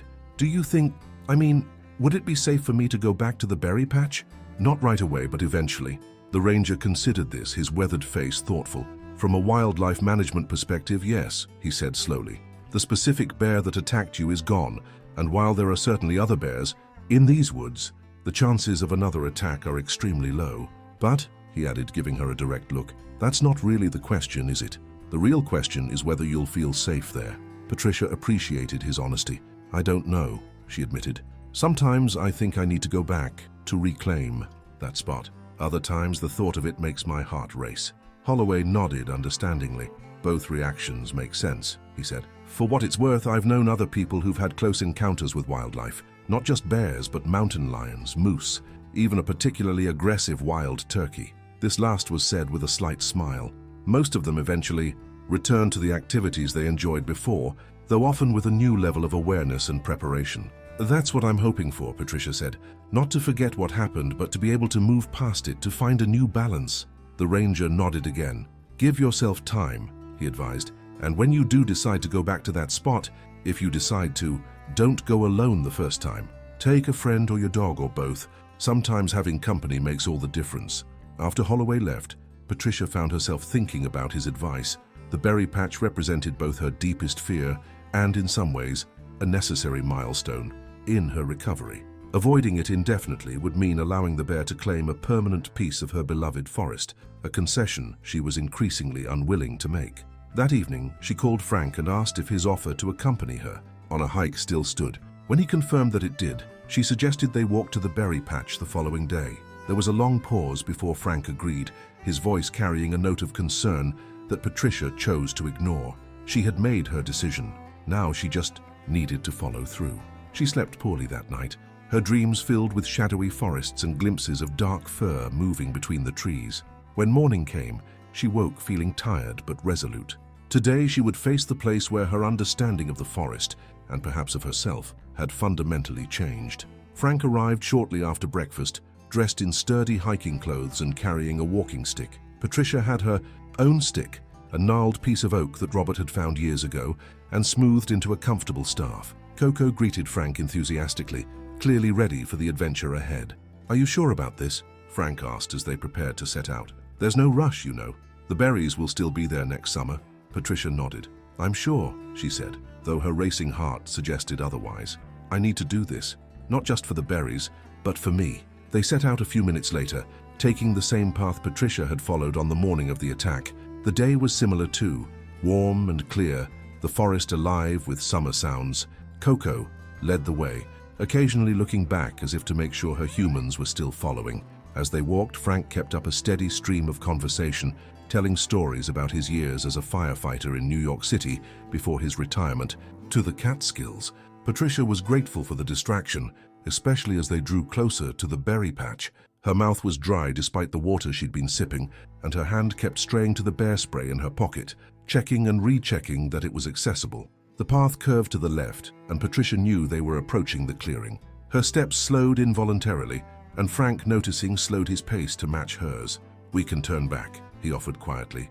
"No shame in that." Patricia shook her head. "No, I want to continue. Just give me a minute." She stood still, drawing deep breaths, consciously relaxing the muscles that had tensed in anticipation. Coco, sensing her unease, returned to her side, pressing against her leg in silent support. "Okay," Patricia said after a moment. "Let's go." They rounded the curve in the path, and suddenly the berry patch was before them, exactly as Patricia remembered it. The waist-high bushes heavy with ripe fruit, the stand of young birch trees at the back of the clearing, the dappled sunlight playing across the forest floor. It looked so ordinary, so benign that for a moment Patricia wondered if she had the right location. But no, this was definitely the place. There was the tree she had backed against when the bear charged. There was the root she had tripped over in her attempt to retreat. The physical details matched her memory perfectly.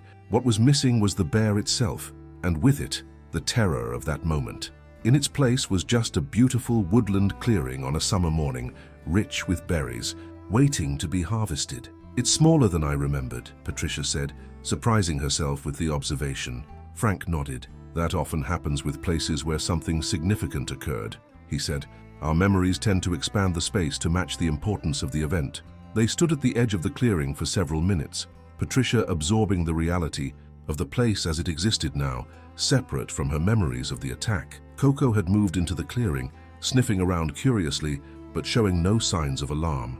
Eventually, the dog settled near one of the berry bushes, lying down in a patch of sunlight. "Do you want to pick some berries?" Frank asked. "They look ripe." Patricia hesitated, then nodded. "Yes," she said. "That's why we came after all." She moved into the clearing slowly, alert, but not fearful. Frank followed a few steps behind, giving her space but remaining close, enough to offer reassurance. The berries were indeed ripe, perhaps even more plentiful than they had been 2 weeks earlier. Patricia found herself falling into the familiar rhythm of harvesting: reach, pick, drop the berries into the small container she had brought, move to the next bush. As she picked, she found herself relaxing further, the focused activity drawing her attention away from the memories of fear and pain associated with this place. The berries were sweet, the sun warm on her back, the forest sounds reassuringly normal. Coco dozed in her patch of sunlight, occasionally opening one eye to check on the humans before returning to her nap. They stayed for perhaps half an hour, gathering enough berries to make a small pie or a batch of muffins. When they finally left, Patricia turned at the edge of the clearing to look back one more time. The berry patch remained just that, a patch of woodland abundant with fruit, neither more nor less significant than any other part of the forest she loved.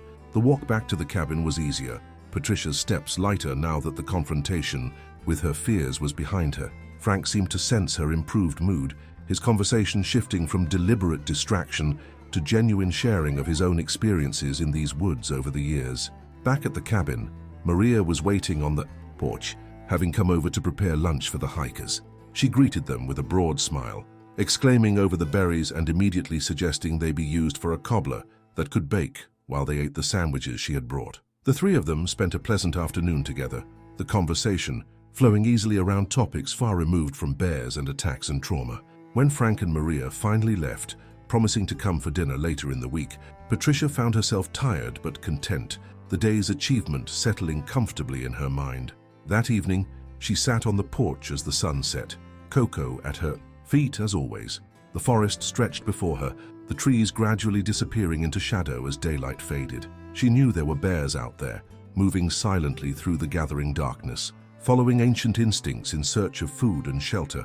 She knew too that she might encounter one again someday, though the chances were slim. The knowledge brought a new awareness, but no longer triggered the automatic fear response of the days immediately following the attack. She had been unlucky once, caught in the wrong place at the wrong time when a young bear felt threatened by her presence, but she had survived, had healed, had found her way back to this place she loved, carrying the experience with her but not defined by it. In a few days, she would drive into Albany for her appointment with the therapist, taking another step on her path to full recovery. In a week, Melissa would visit again, and Patricia looked forward to showing her daughter that she was okay, that the forest was still her home.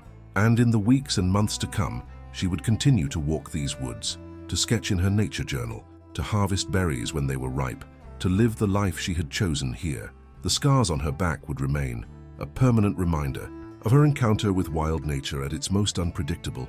But scars, Patricia reflected, as darkness fell completely and the first stars appeared above the trees, were not just markers of past wounds, they were testament to survival, to healing, to the body's remarkable capacity to mend itself after injury. Perhaps the same was true of psychological scars. They too marked places where life had broken through the usual boundaries, where the unimaginable had become real for a brief, searing moment. But they also spoke of resilience, of the mind's ability to accommodate new realities and continue forward. As for the bear, Patricia imagined it in its new territory many miles away, going about its bearish business with no memory of or malice toward the human whose life it had so dramatically altered. It had been acting according to its nature, responding to a perceived threat in the only way it knew. She couldn't blame it for that, any more than she could blame the forest itself for containing such creatures. The stars were fully visible now, a brilliant canopy above the dark silhouettes of the trees. Patricia sat a while longer, listening to the night sounds of the forest, the distant call of an owl, the chirping of crickets, the rustling of small creatures in the underbrush. These sounds, once simply the background music of her woodland home, now carried new meaning, a reminder of the complex web of life of which she was a part, not separate from, but deeply connected to the wild world around her. Eventually, the evening chill prompted her to go inside, Coco following faithfully at her heels. Tomorrow would bring another day, another opportunity to walk these woods, to observe and record their myriad details, to continue the slow, steady work of belonging to this place, not despite what had happened, but with a fuller understanding of all it encompassed, both beautiful and dangerous. As she closed the cabin door behind her, securing it against the night, Patricia felt a deep sense of peace settle over her. The bear was gone, off to live its life elsewhere in the vast forests of the Catskills, but it had left its mark, not just in the wounds that were healing on her back, but in the new awareness she carried of the wild heart that still beat beneath the seemingly tranquil surface of these beloved woods. It was a gift of sorts, this awareness, though one she would have chosen to receive differently had the choice been hers. But life rarely offered such choices, Patricia knew. It simply presented its lessons in whatever form they took, leaving each person to make of them what they could. The bear had given her a glimpse of primal reality, a moment of connection to something ancient and powerful and utterly beyond human control. She would carry that moment with her always, a small, bright flame of wild truth burning at the center of her carefully constructed human existence. And that perhaps was the most enduring legacy of her encounter. Not fear, not pain, but a deeper understanding of her place in the natural world, at once more humble and more connected than before. The woods would never again be simply a pleasant backdrop for her retirement, a scenic setting for her walks and sketches. They were now revealed in all their complexity, a living system of which the bear was as much a part as the berries it sought, or the insects that pollinated the flowers, or the humans who built cabins at the forest's edge. That knowledge might have seemed like a burden to some, a reason to retreat to the seeming safety of the human world, with its illusions of control and separation from wild nature. But for Patricia, it was ultimately a source of strength and connection. She belonged here, scars and all, part of the endless cycle of life in these ancient mountains.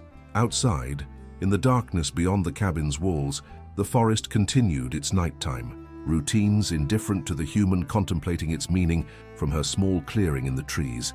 And somewhere miles away but under the same star-filled sky, a young black bear moved silently through the shadows, guided by instincts older than human memory, part of a wild world that existed before and would endure long after the brief flicker of any individual life, human or animal.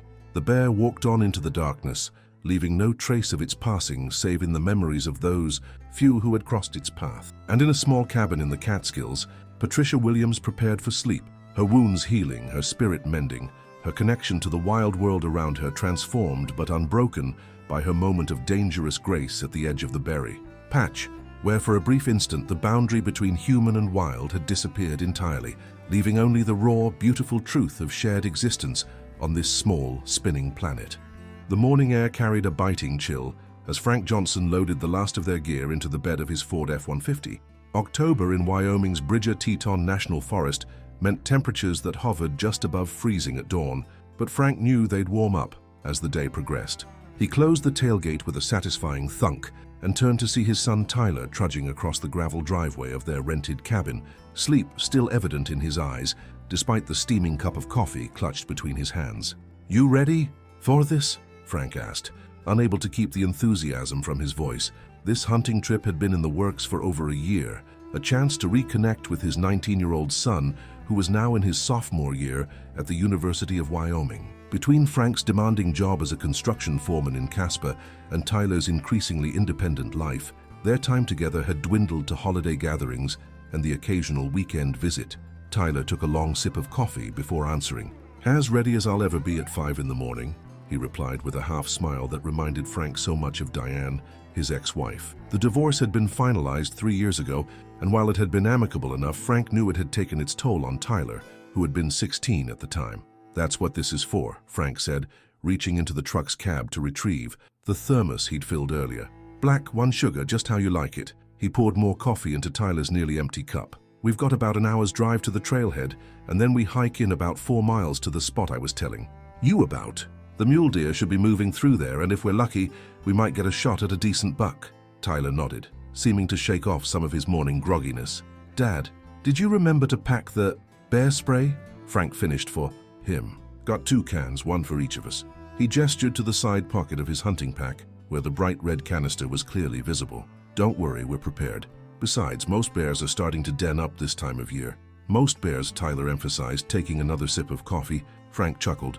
"Well, I'd rather encounter a bear than your mom if we came back without bringing her some venison. She made me promise to stock her freezer." "That sounds like Mom," Tyler agreed, a genuine smile spreading across his face now. Despite the divorce, Diane and Frank had maintained a cordial relationship, bound together by their shared love for their son and a mutual recognition that they simply worked better as friends than as spouses. They finished loading the truck, double-checking their rifles. Frank's trusted Remington 700 in 30-06 that had belonged to his father, and Tyler's newer Savage 308 that had been a high school graduation present. Both were wiped clean, properly sighted in, and loaded with appropriate ammunition for deer hunting. Frank had spent weeks preparing for this trip, seeking permission from the necessary authorities, obtaining their hunting licenses, and researching the best areas for mule deer this season. The drive from their rented cabin near Alpine to the trailhead took them through winding mountain roads, the headlights cutting through the pre-dawn darkness. Frank found himself filling the silence with stories of his own hunting trips with his father, memories that had grown more precious since the old man's passing 5 years ago. "Your grandpa would have loved to see you become such a good shot," Frank said as they turned onto the unpaved Forest Service road that would lead them to the trailhead. "He always said you had a natural eye." "I remember when he took us to the range that time," Tyler said, staring out the window at the silhouettes of pine trees scrolling past. "I was, 12, and he let me fire his old .22 rifle. Hit the target on your 3rd try," Frank recalled proudly. Dad was impressed, though he tried not to show it too much. Didn't want it going to your head. They lapsed into comfortable silence as the truck bounced along the increasingly rough road. The eastern sky was beginning to lighten, transforming from inky black to a deep blue. By the time they reached the small clearing that served as a makeshift parking area at the trailhead, the sun was just cresting the mountains, casting long shadows across the landscape. "There are a couple other vehicles here," Frank noted as he parked. A battered green Jeep Cherokee and a newer-looking Chevy Silverado occupied the far side of the clearing. "Looks like we're not the only ones with this idea, but the area's big enough that we shouldn't run into each other." They geared up methodically, each man donning a blaze orange vest over their camouflage clothing. Safety was non-negotiable in Frank's book. They shouldered their packs, secured their rifles, and did one final equipment check.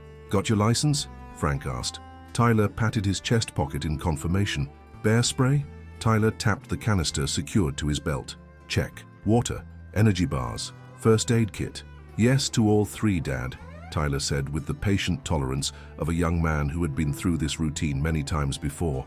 "And before you ask, yes, I have extra ammunition. My knife, my compass, and my phone is fully charged with the satellite communicator attachment, though I doubt we'll get any signal out here." Frank grinned. "Just making sure. Your mom would kill me if anything happened to you out here." "And what about if something happened to you?" "She'd probably dance on my grave," Frank joked, though they both knew it wasn't true. "Come on, let's hit the trail. I want to be in position before the deer start moving." The trail was relatively well maintained for the first mile, clearly marked and wide enough for them to walk side by side. As they moved deeper into the forest, the path narrowed and began to climb, forcing them to proceed single file with Frank in the lead. The forest was coming alive around them, squirrels chittering as they raced along branches, birds calling to each other from the canopy, and once, the startled crash of something larger moving away through the underbrush. "Probably just an elk," Frank said, when Tyler tensed at the sound. "Too noisy for a predator." The mention of predators seemed to hang in the air between them, while wolves were the primary concern for most of the livestock owners in the region. It was the bears that commanded respect from anyone venturing into the backcountry. Wyoming was home to both black bears and grizzlies, with the latter being less common but far more dangerous. Frank had encountered bears several times during his decades of hunting, but had always been fortunate enough to avoid any serious confrontations. They hiked. Frank pointed out various signs of wildlife, tracks in the soft earth, bark stripped from trees by foraging elk, and droppings that helped them identify what animals frequented the area. It was part education, part bonding, and Frank felt a surge of pride as Tyler correctly identified a set of mule deer tracks without any prompting. "Looks fresh," Tyler observed, crouching down to examine the impressions more closely. "Heading the same direction we are." "Good eye," Frank confirmed. "Let's follow them for a bit, see where they lead." They adjusted their course slightly, moving with increased caution now that they had a trail to follow. The forest grew denser, the pine and spruce trees crowding closer together, their lower branches creating a lattice of shadows and greenery that made visibility challenging. The terrain became more rugged, with rocky outcroppings and fallen logs requiring careful navigation. After about 3 hours of steady hiking, with periodic short breaks to rest and hydrate, they emerged at the edge of a small meadow nestled between two ridges. A stream cut through the center of the clearing, its water glinting in the late morning sunlight. It was an ideal location. The meadow provided grazing opportunities for deer, while the surrounding forest offered cover for both the animals and the hunters. "This is it," Frank said softly, surveying the area with satisfaction. "This is where I got that 4-pointer 2 seasons ago. We'll set up near those rocks at the edge of the tree line. Gives us a good view of the whole meadow and the game trail that runs alongside the stream." They moved carefully to the position Frank had indicated, a natural blind formed by several large boulders and a fallen tree. The spot allowed them to remain hidden while maintaining clear sight lines across the meadow. They settled in to wait, rifles ready but not yet aimed, their backs against the cool stone. "Now we play the waiting game," Frank whispered. Tyler nodded, understanding that patience was perhaps the most important skill a hunter could possess. They sat in companionable silence, occasionally pointing out a bird or small mammal that ventured into the meadow. The sun climbed higher, warming the air enough that they both unzipped their jackets. An hour passed, then another. They shared a lunch of beef jerky, trail mix, and apples, being careful to pack all trash back into their bags. Frank was just considering suggesting they try another location when Tyler tapped his arm and pointed. At the far edge of the meadow, partially obscured by a stand of aspen trees, a mule deer doe had emerged. She took a few cautious steps into the open, her large ears swiveling to catch any sound of danger. "Where there's a doe," Frank breathed. Sure enough, moments later, a buck followed her into the meadow. Not massive, but respectable, with a rack of antlers that Frank estimated would score decently. "That's a good one," he whispered to Tyler. "Do you want the shot?" Tyler nodded, slowly raising his rifle and adjusting his position to get a better angle. Frank watched proudly as his son went through all the proper steps, checking that the safety was off, settling into a stable shooting position, controlling his breathing. The buck was about 200 yards away, well within the effective range of Tyler's .308, but far enough that it required a steady hand and good judgment. Tyler took a deep breath, then let it out halfway, and held it, just as Frank had taught him. His finger moved to the trigger, applying gentle pressure. The crack of the rifle shattered the meadow's tranquility. Frank tracked the buck through his own scope, watching as it leaped at the sound, then staggered as Tyler's bullet found its mark behind the shoulder, piercing heart and lungs in what hunters called a clean, ethical kill. The deer took 3 bounding steps before collapsing. "Great shot!" Frank exclaimed, clapping Tyler on the shoulder. "Right in the vitals. It didn't suffer." Tyler lowered his rifle, a complex mix of emotions playing across his face: satisfaction at the clean shot, sadness at taking a life, and excitement about the success of their hunt. Frank recognized all of these feelings. They were part of what made hunting more than just a sport to him. It was a connection to something primal and necessary, a recognition of humanity's place in the natural cycle. "Let's go check it out," Frank said, standing and slinging his rifle over his shoulder. "We'll need to field dress it right away." They approached the fallen deer cautiously, as even a mortally wounded animal could be dangerous. But as they got closer, it was clear that Tyler's shot had been true. The buck was already gone, its eyes glazed and still. Frank estimated it was a 3-year-old buck with a decent 8-point rack. "You should be proud," Frank told Tyler as they set down their packs and prepared to field dress the deer. "That's as clean a kill as anyone could hope for."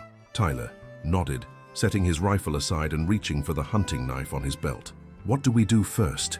Frank was about to answer when a sound from the forest's edge caught his attention, a heavy cracking of branches that was too substantial to be another deer. He turned, scanning the tree line, a sudden uneasiness prickling at the back of his neck. "Dad?" Tyler questioned, noticing his father's sudden tension. "Shh," Frank hissed, reaching slowly for his rifle. "Something's—" He never finished the sentence. From the trees about 50 yards to their right, a massive shape emerged, a grizzly, bare its fur a mix of brown and silver, its distinctive shoulder hump unmistakable even at that distance. It was enormous, at least 700 pounds by Frank's estimate, and it was moving with purpose, its nose raised to catch their scent on the breeze. "Don't move," Frank whispered, his mouth suddenly dry. "Slowly reach for your bear spray. No sudden movements." The grizzly paused, its small eyes fixed on them and the fallen deer. Frank's mind raced through everything he knew about bear encounters. "Make yourself look big. Don't run. Back away slowly. Talk in a calm, assertive voice to let the bear know you're human."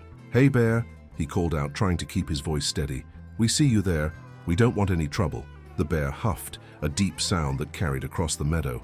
It took a step forward, then another. "It's coming closer," Tyler hissed, his hand now on his bear spray. "Just stay calm," Frank said, though his own heart was hammering against his ribs. "It might just be curious. Let's back up very slowly." They began to retreat, step by careful step, keeping their eyes on the advancing bear. For a moment, it seemed like the grizzly might lose interest as it stopped to sniff the air again. Then its attention fixed on the deer carcass, and understanding dawned on Frank with a surge of dread. The bear was hungry, likely trying to pack on final pounds before winter hibernation, and they had just provided it with an easy meal. Under different circumstances, Frank might have been willing to abandon their kill to the bear, but they were between the grizzly and the deer, a dangerous position. The bear seemed to make a decision. It dropped to all fours and charged, covering ground with shocking speed for such a large animal. "Spray!" Frank shouted, pulling his own bear spray from its holster and removing the safety clip. "Aim for its face!" Tyler fumbled with his canister, nearly dropping it in his panic. The bear was now 30 yards away and closing fast, its massive paws eating up the ground between them. Frank depressed the trigger on his bear spray, sending a cloud of capsaicin-based deterrent toward the charging grizzly. The orange mist caught the bear full in the face at about 20 yards, causing it to rear back with a roar of pain and surprise. For a heartbeat, Frank thought it would turn away, but the bear was too enraged or too hungry to be deterred. It shook its massive head and resumed its charge, slightly off course but still heading straight for them. "Run!" Frank yelled, shoving Tyler toward the rocks where they had been hiding earlier. "Get up on those boulders." Tyler sprinted for the rocks, but Frank knew he wouldn't make it in time. The bear was too close, moving too fast. In that moment of clarity that sometimes comes in life or death situations, Frank made his choice. He grabbed his rifle and fired a shot into the air, hoping the loud noise might scare the bear off. The grizzly hesitated for just a second at the sound of the gunshot, giving Tyler enough time to scramble onto the lowest of the boulders. But then it turned its attention fully to Frank, who was still on open ground. Frank raised his rifle again, knowing that a .30-06 could kill a grizzly if the shot was perfect, but also aware that a wounded bear was even more dangerous than an angry one. He didn't have time to aim properly before the bear was upon him. 600 pounds of fur, muscle, and rage slammed into Frank, knocking him flat on his back and sending his rifle flying from his grasp. The bear's hot breath washed over his face, reeking of carrion and wild animal. Frank threw his arms up instinctively to protect his head and neck as the grizzly's massive jaws snapped just inches from his face. "Dad!" Tyler's scream seemed to come from very far away.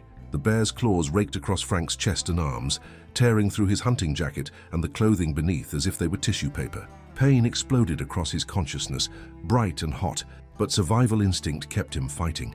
He drove his knee up into the bear's underbelly and struck at its eyes with his fingers, anything to create distance between them. The grizzly roared, again rearing back slightly, and Frank seized the moment to roll to the side, trying to get to his feet. He didn't make it. The bear's paw caught him across the back, sending him sprawling face first into the dirt and tearing deep furrows through his flesh. Through a haze of pain, Frank heard another gunshot. Tyler had retrieved his own rifle and fired at the bear. Whether he hit it or not, Frank couldn't tell, but the bear's weight suddenly lifted from his back. He managed to roll over, seeing the grizzly now standing between him and his son, who was chambering another round. "Tyler, no!" Frank gasped, afraid the bear would turn its wrath on his boy. "Get away!" But Tyler stood his ground on top of the boulder, firing again. This shot definitely connected as the bear flinched and bellowed in rage. Instead of charging Tyler, however, it turned back to Frank, who was trying to drag himself toward the knife that had fallen from his belt during the initial attack. The bear was on him again in seconds, its claws tearing at his legs now, ripping through denim and flesh alike. Frank screamed as teeth clamped down on his right thigh, the pressure incredible as the bear shook him like a rag doll. he felt something tear inside his leg, a white-hot explosion of agony that made the edges of his vision go black. Another shot rang out, and another. Tyler was emptying his magazine at the bear, the sounds seeming to pulse in time with the waves of pain washing over Frank. He was aware in a distant way that he should be fighting back, but his limbs wouldn't respond properly anymore. The bear released his leg abruptly, letting out a sound that was part roar, part whine. Frank's vision was tunneling, but he could see the grizzly backing away, blood matting its fur in several places where Tyler's bullets had found their mark. Not fatal wounds, but enough to make the animal reconsider its attack. With a final huff that sent clouds of steam into the cool air, the grizzly turned and lumbered back toward the tree line, disappearing into the forest as suddenly as it had appeared, leaving behind a scene of chaos and blood. Dad! Oh God, Dad! Tyler was beside him now, his young face pale with shock as he took in the extent of Frank's injuries. Frank tried to speak, but could only cough, tasting blood. His entire body felt as if it were on fire, each breath sending fresh spikes of pain through his chest. He knew he was badly hurt. The bear's claws had opened deep gashes across his torso, arms, and back, while the bite to his thigh might have severed an artery, based on the alarming amount of blood soaking through his shredded pants. "I need to stop the bleeding," Tyler was saying, his voice shaking, but determined as he opened his pack and pulled out their first aid kit. "Dad, stay with me, okay? Stay awake." Frank wanted to tell his son that he was proud of him, that he had been brave beyond measure, but the words wouldn't come. He could only watch as Tyler, hands trembling, but movements decisive, cut away the remains of Frank's pant leg and began wrapping a tourniquet around his thigh above the bite wound. "This is going to hurt," Tyler warned, and then twisted the improvised tourniquet tight. Frank's world exploded into pure, blinding agony. He may have screamed, he wasn't sure. For a few seconds, everything went mercifully dark before he was dragged back to consciousness by Tyler's frantic voice. "Dad! Dad! Stay with me! I need you to stay awake!" Frank forced his eyes open, seeing Tyler now working to bandage the worst of the lacerations on his chest and arms. His son's hands were covered in blood, Frank's blood, but his face was set with a grim determination that reminded Frank powerfully of himself. "The satellite communicator," Frank managed to gasp between waves of pain. "Call for help." Tyler nodded, finishing a bandage before wiping his hands on his pants and reaching for his backpack again. He pulled out his phone with the attached satellite communicator device, a precaution Frank had insisted on for backcountry trips where cellular service was non-existent. "It's on," Tyler reported after a moment, his voice steadier now that he had a concrete task to focus on. "Sending an SOS with our coordinates." He pressed several buttons, then set the device aside to continue tending to Frank's wounds.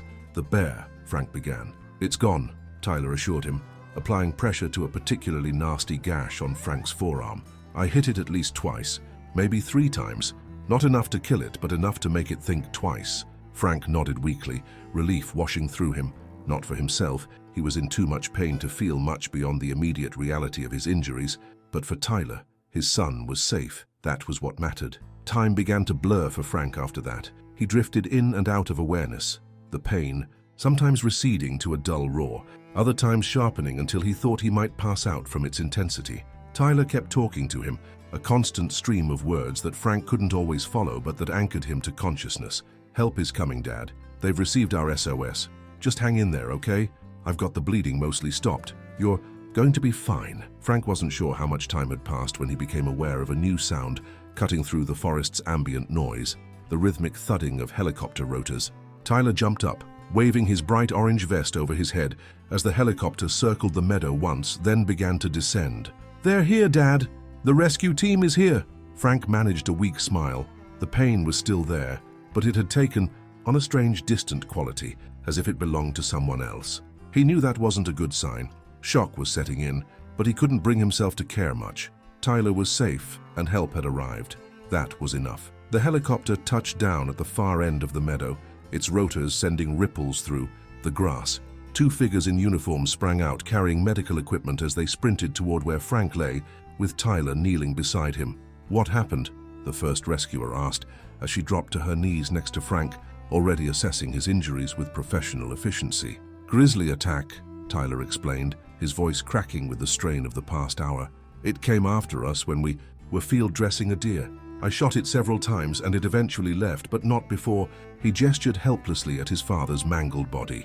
"You did good," the second rescuer told Tyler, placing a steadying hand on his shoulder before joining his colleague in treating Frank. Getting that tourniquet on probably saved his life. Frank watched through increasingly hazy vision as the rescuers worked over him, establishing an IV line, administering what he assumed were pain medications and antibiotics, and carefully examining each of his wounds.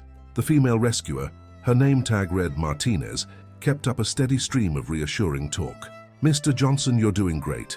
We're going to get you stabilized and then airlift you to the hospital in Jackson. Your son did an excellent job with first aid. You've got some serious injuries, but you're going to be okay." Frank wanted to believe her. The medications they had given him were beginning to take effect, dulling the pain to a manageable level and clearing some of the fog from his mind. "Tyler," he called, his voice stronger than it had been since the attack. His son was at his side instantly. "I'm here, Dad." "You saved my life," Frank said, reaching up with his less injured arm to grasp Tyler's hand. "You didn't panic. You did everything right." Tyler's eyes filled with tears. "I was so scared. When that bear was on you, I thought..." "But you kept your head," Frank insisted. "That's what matters." The rescuers had finished their initial treatment and were preparing to move Frank onto a backboard for transport to the helicopter. "We're ready to move him," Martinez announced. "Tyler, you'll ride with us. We'll need to get statements from both of you once we reach the hospital, but that can wait until your dad is stable." The process of being lifted onto the backboard and carried to the helicopter was a blur of pain for Frank, despite the medications. Every movement sent fresh waves of agony through his battered body. By the time they had him secured in the helicopter, with Tyler seated nearby holding tightly to a grab bar, Frank was drifting in and out of consciousness again. The rotors spun, up to speed, and the helicopter lifted off, banking slightly as it turned toward Jackson. Through the window, Frank caught a final glimpse of the meadow where their hunting trip had gone so catastrophically wrong. Somewhere in those trees, a wounded grizzly was likely nursing its injuries and feeding on the deer that Tyler had shot. The thought should have made him angry, their hard-earned kill stolen, his body broken, but instead he felt a strange respect for the wild creature that had nearly ended his life. The bear had only been doing what bears do, following instincts, honed over millennia of evolution. "ETA to Jackson Hole Airport is 15 minutes, the pilot's voice came through Frank's headset. "Medical team standing by for transfer to St. John's." Frank closed his eyes, letting the vibration of the helicopter lull him into a state between wakefulness and unconsciousness.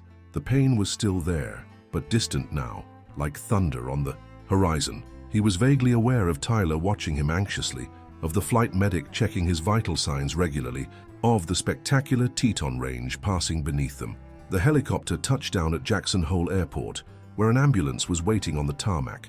The transfer from helicopter to ambulance was another fog of movement and pain, with efficient hands moving him from one stretcher to another. Tyler stayed close, climbing into the ambulance to sit beside his father for the short drive to St. John's Medical Center. "Hang in there, Dad," Tyler said, gripping Frank's hand as the ambulance pulled away from the airport, sirens wailing. "We're almost there." Frank tried to respond, but found that speech required more energy than he currently possessed. Instead, he squeezed Tyler's hand weakly, hoping to convey everything he couldn't say aloud: his pride, his love, his gratitude. The ambulance arrived at the emergency entrance of St. John's Medical Center, and Frank was immediately wheeled inside, with medical personnel already calling out vital signs and wound descriptions as they rushed him through the automatic doors. Tyler tried to follow, but was gently directed to a waiting area by a nurse. "They need space to work," she explained kindly. "I'll come get you as soon as you can see him. In the meantime, is there anyone you need to call?" Tyler nodded numbly. "His ex-wife, my mom, and I guess the game warden or park rangers, to report the bear attack. We'll take care of notifying the authorities," the nurse assured him. "You focus on calling your mom and taking care of yourself. There's a bathroom where you can clean up, and I'll bring you some coffee and something to eat." For the first time, Tyler seemed to notice the state he was in. Clothes soaked with his father's blood, hands stained crimson despite his attempts to wipe them clean in the meadow. He looked down at himself with a kind of detached horror, as if just now processing everything that had happened. "Thank you," he managed, accepting the disposable phone the nurse offered him. As Tyler was led away to call Diane and clean himself up, Frank was being assessed in the trauma bay.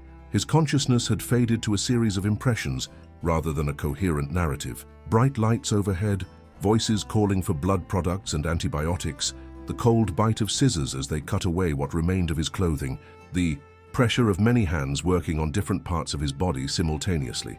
Multiple deep lacerations to torso, back, arms and legs, someone was saying. Severe crush injury to right thigh with suspected femoral artery damage, possible internal injuries. CT scan shows 3 broken ribs, punctured lung and moderate internal bleeding. He's going to need surgery immediately. Another voice. OR2 is prepped and ready. Trauma team is standing by. Frank let the voices wash over him. Too far gone. Now to follow the medical terminology or understand the full extent of his injuries. The pain had receded to a dull, distant ache, replaced by a profound fatigue that seemed to reach down to his bones. He was cold, so very cold. Despite the warming blankets he could feel being tucked around him. A face appeared above him, a woman in surgical scrubs, her expression serious but kind behind her mask. "Mr. Johnson, I'm Dr. Reynolds, the trauma surgeon who'll be taking care of you. We're going to take you to surgery now to repair the damage to your leg and address your other injuries. Do you understand?" Frank managed a slight nod. "Good," Dr. Reynolds continued. "You're in very serious condition, but I want you to know that we're going to do everything we can for you. Your son is here and safe, and we'll update him regularly during your surgery. We're going to put you under anesthesia now, so you won't feel anything." Frank tried to say something about Tyler, about making sure his son was okay, but before he could form the words, a mask was placed over his face, and a new medication entered his IV line. The last thing he remembered was the sensation of movement as they wheeled him toward the operating room, and then darkness claimed him completely. When Frank next became aware of his surroundings, it was to the steady beeping of monitors and the antiseptic smell of a hospital room. His mouth was dry, his throat raw, and his entire body felt as if it had been run over by a truck. He tried to move and immediately regretted it, as pain flared across multiple parts of his body. "Dad?" Tyler's voice, followed by the sound of a chair scraping across the floor. "Dad, are you awake?" Frank forced his eyes open, blinking against the harsh fluorescent lighting. Tyler's face swam into focus, looking exhausted and several years older than he had when they set out on their hunting trip, which felt like a lifetime ago. "Water," Frank croaked, his voice barely audible. Tyler reached for a cup with a straw, on the bedside table, carefully holding it to Frank's lips. The cool water was the most wonderful thing Frank had ever tasted, soothing his parched throat and bringing him further back to full consciousness. "How long?" he managed after several sips. "You've been in and out for 3 days, Tyler told, him setting the cup aside. "The surgery took over 8 hours. They had to repair your femoral artery and a bunch of other blood vessels. You've got more stitches than I can count, 3 broken ribs, a punctured lung, and some internal bruising. They said you lost almost half your blood volume before we got to the hospital." Frank absorbed this information slowly, taking stock of his body. He was connected to multiple IV lines, a catheter, and several monitoring devices. His right leg was heavily bandaged and slightly elevated, while his chest and arms were similarly wrapped in gauze and bandages. Breathing hurt, a sharp pain stabbing through his right side with each inhalation. "But you're going to be okay," Tyler continued, his voice breaking slightly. "The doctors said it's going to be a long recovery, but you're going to make it. There. Calling you the miracle of Jackson Hole. Not many people survive a grizzly attack as severe as yours." Frank managed a weak smile. "Thanks to you." Tyler shook his head. "I should have reacted faster. I should have had my rifle ready when we first saw the bear." "No," Frank said with as much force as he could muster. "You did everything right. You kept your head, you got me help, you saved my life. I'm proud of you, son." Tyler's eyes filled with tears that he quickly wiped away. "Mom's here, by the way. She flew in from Casper yesterday. She's just down in the cafeteria getting coffee." As if on cue, the door to the hospital room opened, and Diane Johnson walked in looking tired but composed. When she saw that Frank was awake, she hurried to the bedside. "Frank," she said, her voice thick with emotion that surprised him. Though they had maintained a civil relationship after the divorce, he hadn't expected such obvious concern from her.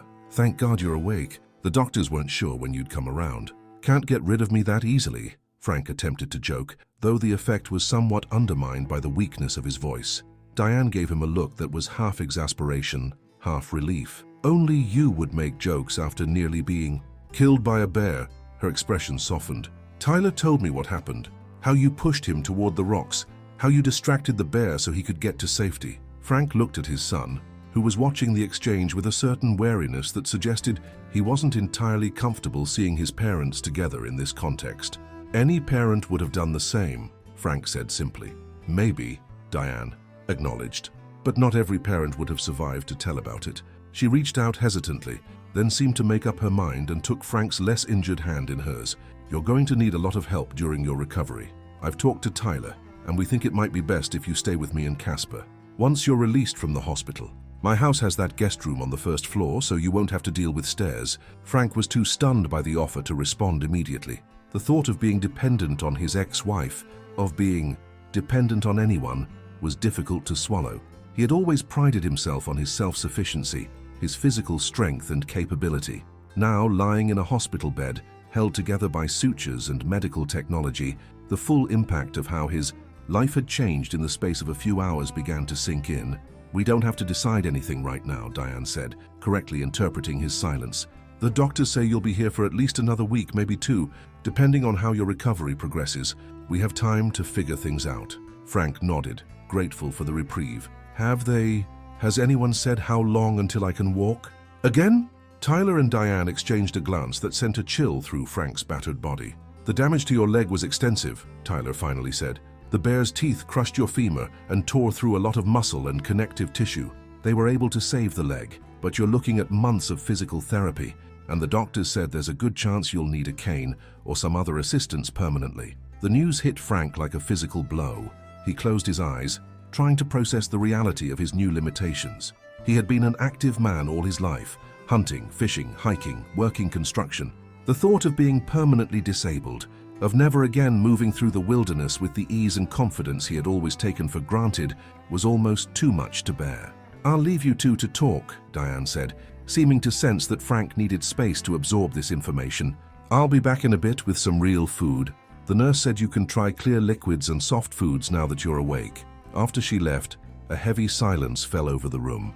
Tyler shifted uncomfortably in his chair, clearly unsure what to say in the face of his father's evident distress. I'm sorry, Dad, he finally offered. I know how much being outdoors means to you. Frank forced himself to open his eyes and focus on his son.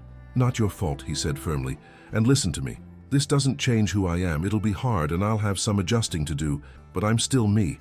I'm still your dad, and I'm still alive, which is more than might have been the case if you hadn't been there. Tyler nodded, though he didn't look entirely convinced. The game warden came by yesterday, he said, clearly trying to change the subject to something less emotionally fraught. He took my statement about what happened. They're trying to locate the bear, but he said it's a big area, and the bear is likely long gone by now. Good, Frank said, surprising himself with the vehemence of his response. I don't want them to kill it. It was just being a bear. Tyler looked startled. But it nearly killed you. It might attack someone else. Frank shook his head slightly, wincing as the movement sent a spike of pain through his neck and shoulder. We were in its territory, Tyler. We had a deer carcass, which it probably saw as its meal. I don't blame the bear for behaving like a wild animal. Before Tyler could respond, there was a knock at the door and a middle-aged man in a Wyoming Fish and Game Department uniform entered the room. Mr. Johnson, I'm Warden Mike Callahan. I'm glad to see you're awake. I was hoping to get your statement about the attack when you're feeling up to it. Frank gestured weakly toward a chair. Might as well get it over with. Warden Callahan sat down, pulling out a notebook and pen. I've already spoken with your son, so I have a general idea of what happened, but I'd like to hear it from you, as well if you're able. Frank recounted the events as clearly as he could remember them. The deer hunt, the sudden appearance of the grizzly, his attempt to get Tyler to safety, the attack itself. As he spoke, the memories became more vivid. Flashes of terror and pain interspersed with moments of strange clarity. He could still smell the bear's breath, feel the incredible power in its jaws as they closed around his thigh, hear the sound of Tyler's rifle firing again and again. Callahan took notes throughout, occasionally asking for clarification, but otherwise letting Frank tell the story at his own pace. When Frank finished, the warden nodded thoughtfully. Based on your description and your son's, plus the nature of your injuries, we're dealing with a male grizzly, probably between 7 and 10 years old. Your son said he hit it at least twice, with his .308, so it's carrying some lead, but the wounds don't sound immediately life-threatening for a bear that size. Are you going to try to find it? Frank asked, echoing Tyler's earlier question. Callahan sighed. We have to make the attempt, given the severity of the attack, but to be honest, the chances of locating the specific bear are slim. There are several grizzlies in that area, and without DNA evidence to match, it's mostly guesswork. We've posted warnings at the trailhead and notified hunters with permits for that zone, but beyond that, he shrugged. The backcountry is the backcountry. People enter at their own risk. I don't want it killed because of me, Frank said firmly. I understand. That sentiment, Mr. Johnson. Many attack victims feel the same way, but our protocol requires us to attempt to locate and remove bears that have demonstrated aggressive behavior toward humans, especially in cases where the attack wasn't clearly defensive, like protecting cubs or a carcass. It was protecting a carcass, Frank pointed out. Our dear, Callahan nodded. That's a mitigating factor, certainly. In any case, as I said, the chances of finding it are low. These incidents usually end up as cautionary tales and additions to our database of bear-human interactions rather than with a dead bear. After a few more questions and answers, the warden stood to leave, tucking his notebook into his pocket. I'll let you rest now, Mr. Johnson. The regional wildlife biologist might want to speak with you later, but that can wait until you're feeling stronger.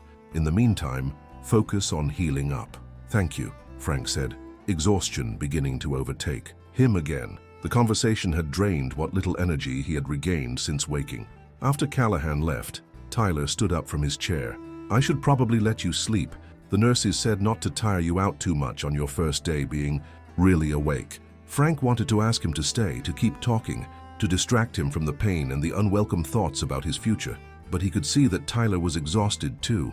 His son had been through his own trauma, witnessing his father's near-death experience and having to take charge in a crisis situation no 19-year-old should have to face. Get some rest, Frank told him instead. And Tyler, thank you for everything. Tyler managed to smile, reached out to carefully squeeze his father's shoulder, and then left the room, leaving Frank alone with the beeping monitors and his thoughts. Over the next several days, Frank's condition stabilized enough that he was moved from the ICU to a regular hospital room. The pain remained a constant companion, but the doctors gradually reduced his medication, wanting him alert enough to begin the earliest stages of physical therapy. Diane and Tyler established a rotation, ensuring that one of them was always at the hospital during visiting hours, though Frank increasingly insisted that they take time for themselves as well. A parade of medical professionals filed through his room, doctors checking his healing wounds, nurses changing bandages and administering medications, physical therapists assessing what movements he could manage, a nutritionist ensuring he was getting enough protein to support his recovery. Everyone marveled at his progress, calling him a miracle case and praising his physical fitness prior to the attack as a key factor in his survival. On the 5th day after regaining consciousness, Dr. Reynolds, the trauma surgeon who had saved his life, came to discuss his long-term prognosis. You're healing remarkably well, Mr. Johnson, she said, reviewing his chart. Your vitals are stable, the risk of infection has decreased substantially, and your lung function is returning to normal. The wounds on your torso and arms should heal with minimal long-term effects beyond scarring. But, Frank prompted, hearing the qualification in her tone. Dr. Reynolds met his gaze directly. But your right leg sustained extremely severe damage. The bear's teeth crushed your femur and caused extensive soft tissue damage. We repaired what we could, but some of the muscle and nerve damage is permanent. With intensive physical therapy, you should regain the ability to walk, but you'll likely always have a significant limp and reduced strength and flexibility in that leg. Activities like running, hiking on uneven terrain, or climbing will be challenging at best, impossible at worst. Frank absorbed this information in silence. It wasn't unexpected, Tyler had hinted at as much, but hearing it stated so clearly by the surgeon who had put him back together made it impossible to deny. I understand, he said finally. When can I start working on getting back on my feet? Literally. Dr. Reynolds seemed relieved by his response. Your physical therapy will begin in earnest once you're discharged, which I'm tentatively planning for next week, if you continue to progress well. In the meantime, our hospital therapists will start you on some basic exercises you can do in bed to prevent muscle atrophy in your uninjured limbs and begin very gentle movement of the injured leg. She continued with more details about his recovery timeline, medications, and follow-up appointments, but Frank found it increasingly difficult to focus. The reality of his new limitations was sinking in, bringing with it a profound sense of loss. It wasn't just about hunting or hiking, it was about his independence, his identity as a physically capable man who could take care of himself and others in any situation. After Dr. Reynolds left, Frank found himself staring out the window at the Teton Range, its peak still visible in the distance. He had spent so much of his life in those mountains and the forests that surrounded them, finding peace and purpose in the wild places where few people ventured. Now those places might be forever beyond his reach. He was still lost in these thoughts when Diane arrived for her afternoon visit, carrying a bag of takeout food from a local diner, a welcome change from the bland hospital fare. "You look like you're a million miles away," she observed, setting the food on his tray table. "Bad day?" Frank hesitated, then decided honesty was the best approach. "Dr. Reynolds came by to talk about my prognosis, confirmed what we already suspected. The leg is never going to be the same. Hiking, hunting, most of the things I love doing outdoors, they're pretty much off the table now." Diane pulled up a chair and sat down, her expression sympathetic but not pitying, which Frank appreciated. "I'm sorry, Frank. I know how much those activities mean to you." "It's not just the activities," he admitted, surprising himself with his willingness to be vulnerable with her. "It's who I am, who I've always been. The guy who can handle himself in the backcountry, who doesn't need help, who can—" He trailed off, finding it difficult to articulate the complex emotions swirling within him. "Who can be the protector?" Diane suggested quietly. "The provider? The strong one?" Frank nodded, a lump forming in his throat. They had been divorced for 3 years, but she still knew him better than almost anyone. "For what it's worth," Diane continued, "none of what happened changes who you are to the people who care about you, especially Tyler. Do you know what he said to me when I arrived at the hospital? Dad saved my life. He faced down a grizzly bear to protect me. He's in awe of you, Frank. We all are." Frank shook his head, uncomfortable with the praise. "I just did what any father would do." "Maybe," Diane acknowledged, "but that doesn't make it any less remarkable, and it doesn't make you any less the man you've always been, even if some of your capabilities have changed."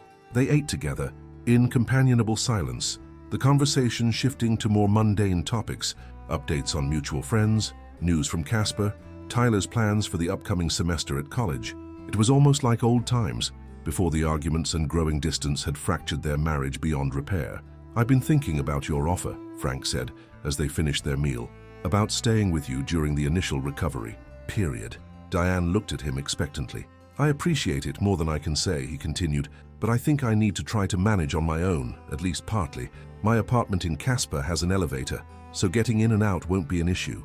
I'm going to need help at first, I know that, but I need to find a way to be independent again, even with my limitations." He expected argument or disappointment, but Diane surprised him with an understanding nod. "I figured you'd say that. You've always been stubbornly self-reliant. How about a compromise? You stay in your own place, but Tyler and I help out for the first few weeks until you're more mobile. No arguments on that point. You're going to need assistance whether you like it or not." Frank smiled ruefully. "That's fair, and thank you for everything, for coming here, for being so supportive. You didn't have to do any of that." Diane's expression softened. "We may not be married anymore, Frank, but you're still Tyler's father and an important part of my life. That doesn't just go away because we signed some papers."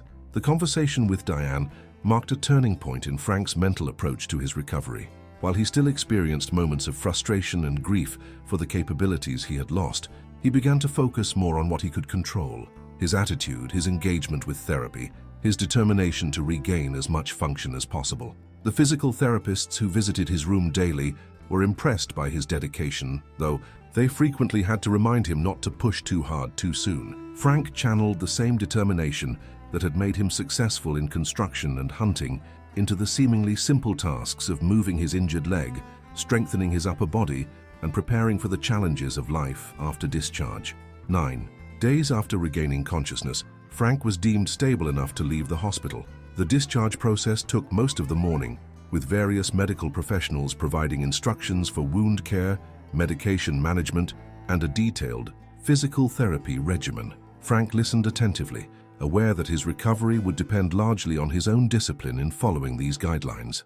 Tyler had driven Diane's car to the hospital, and he now helped the nurse ease Frank into a wheelchair for the journey to the hospital entrance. Frank had insisted on trying to use crutches, but the medical team had been unanimous in their assessment that he wasn't ready for that level of exertion yet. The wheelchair was non-negotiable for at least the first week post-discharge. "The rental car is just outside," Tyler assured him as they navigated the hospital corridors. "It's one of those SUVs with easier access like you asked for." Frank nodded, gripping the arms of the wheelchair as they approached the exit. He had been confined to the hospital for nearly 2 weeks, and the prospect of feeling fresh air on his face again was both exhilarating and slightly intimidating. The world outside seemed bigger and more dangerous than it had before, now that he was acutely aware of his own vulnerability. As they emerged from the hospital's automatic doors, Frank took a deep breath of the crisp Wyoming air, tilting his face up to feel the October sunshine. The Tetons rose majestically in the distance, their peaks already dusted with early snow. For a moment, the sight of those mountains brought a pang of loss so acute it was almost physical. Would he ever stand on those slopes again? The drive from Jackson to Casper would take about 5 hours under normal circumstances, but with stops for Frank to stretch as much as possible and take his medication, they estimated closer to 7. Diane had flown back to Casper 2 days earlier to prepare Frank's apartment for his return, making it as accessible as possible given the constraints of the space. The journey was long and uncomfortable for Frank, whose broken ribs and damaged leg protested every bump in the road, despite the prescription pain medication he had taken before leaving the hospital. Tyler drove carefully, avoiding potholes and taking curves as gently as possible, but by the time they were halfway to Casper, Frank was pale and sweating with pain and fatigue. "We should stop for the night," Tyler suggested during one of their rest breaks at a small roadside diner. "There's a motel just up the road. You can rest properly and we can finish the trip tomorrow." Frank wanted to argue, to insist he could make it the rest of the way, but the thought of several more hours in the car was more than he could face. He nodded reluctantly, conceding to the necessity. The motel was basic but clean, with a ground floor room that minimized the distance Frank had to cover on his wheelchair. Tyler handled the check-in process and helped his father settle in, arranging pillows to support his injured leg and making sure his medications were within easy reach. "I'll go grab us some dinner," Tyler offered once Frank was as comfortable as possible. "Any preferences?" "Anything that isn't hospital food," Frank replied with a weak smile. "And maybe a beer, if you can manage it." Tyler raised an eyebrow. "Pretty sure mixing alcohol with your pain meds is a bad idea, Dad." Frank sighed. "Worth a shot. Food is fine then. Whatever looks good to you." While Tyler was gone, Frank found himself alone with his thoughts for the first time in days. In the hospital, there had always been someone around. Medical staff. Diane, Tyler, the occasional visitor from the local hunting community who had heard about his ordeal. Now the silence of the motel room was broken only by the distant sounds of traffic and the hum of the heating unit. He reached for the remote control and turned on the television, flipping channels until he found a nature documentary. The irony wasn't lost on him when the program turned out to be about the wildlife of Yellowstone, including its bear population. He watched with a mix of fascination and unease as the camera followed a grizzly fishing for trout in a mountain stream, its powerful body moving with surprising grace for such a large animal. "Fascinating creatures," he murmured to himself. "Terrifying but fascinating." Despite his personal experience, Frank couldn't bring himself to hate the animal that had so drastically altered his life. There was something pure about the bear's actions. It had simply been following its nature, protecting what it saw as its territory and food source. The attack hadn't been personal or malicious. It had been the result of two species with very different needs, occupying the same space at the same time. Tyler returned with burgers, fries, and milkshakes from a local diner, setting up an impromptu picnic on the motel beds. They ate while watching the nature documentary, Tyler occasionally commenting on the animals or asking Frank questions about his experiences tracking and observing wildlife over the years. "Think you'll ever hunt again?" Tyler asked eventually, the question hanging in the air between them. Frank considered this carefully. "I don't know," he admitted. "Physically, it might be possible someday with modifications, but mentally, that might be the bigger hurdle. Not fear exactly, but respect. A healthy awareness of what's out there and what it can do." "I'm not sure I can go back into the woods either," Tyler confessed, surprising Frank. "When I close my eyes at night, I still see that bear on top of you. Still hear the sound." He trailed off, clearing his throat. "The counselor at school says that's normal after a traumatic experience, that it'll fade with time. But right. Now the thought of being in a similar situation makes me feel like I can't breathe." Frank reached across the space between their beds to grasp his son's arm. "Listen to me, Tyler. What happened out there was exceptional. Most hunters go their entire lives without encountering a situation like that. But if you decide you never want to hunt again or go hiking in bear country or whatever else, that's okay. It doesn't make you any less brave or capable. You faced down a grizzly bear with nothing but a rifle and your wits, and you saved my life. That's more courage than most people will ever have to show." Tyler nodded, blinking rapidly against what Frank suspected were tears. "Thanks, Dad." They finished their meal in companionable silence, the shared trauma creating a different kind of bond between them, a recognition of mutual vulnerability and strength that that transcended the typical father-son relationship. The following day, they completed the journey to Casper, arriving at Frank's apartment building in the late afternoon. Diane met them in the parking lot with a wheelchair she had borrowed from a medical supply company, helping Tyler transfer Frank from the car. Frank's apartment felt simultaneously familiar and strange as they wheeled him inside.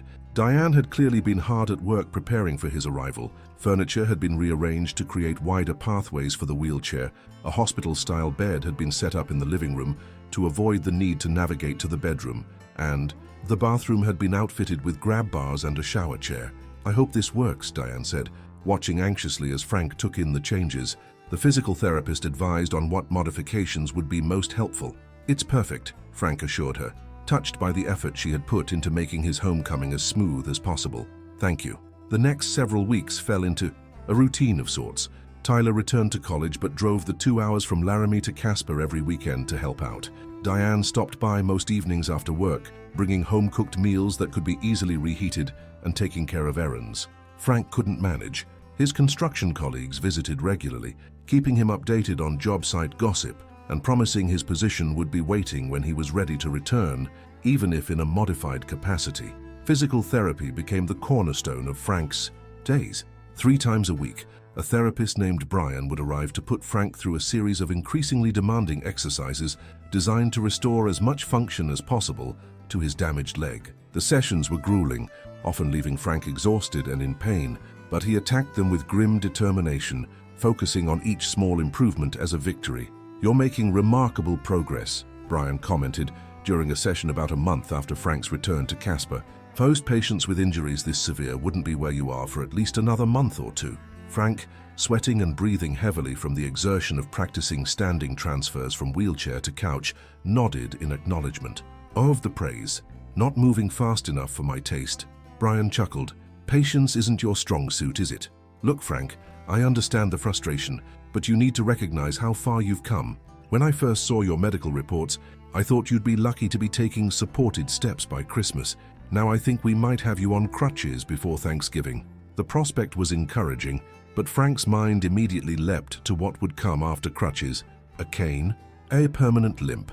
Would he ever regain enough strength and stability to walk unaided on uneven ground, let alone hike or hunt? "One step at a time," Brian reminded him, seemingly reading his thoughts. "Literally and figuratively. Today's goal is transfers. Tomorrow's might be standing for longer periods. Next week, maybe a few steps with the parallel bars. We build from there." Frank nodded, forcing himself to focus on the immediate task rather than an uncertain future. "Let's go again." As physical recovery progressed, Frank found himself grappling with psychological consequences he hadn't anticipated. Nightmares became frequent. Visitors, vivid recreations of the attack that left him waking in a cold sweat, the bear's roar echoing in his ears. Certain sounds, a branch scratching against his window, the low growl of a garbage truck in the early morning, could trigger a surge of adrenaline that left him shaking. Even the rustle of leaves blowing across the parking lot sometimes caused him to flinch, his body reacting to perceived threats before his mind could process them. At Tyler's insistence, Frank reluctantly agreed to speak with a therapist specializing in trauma recovery.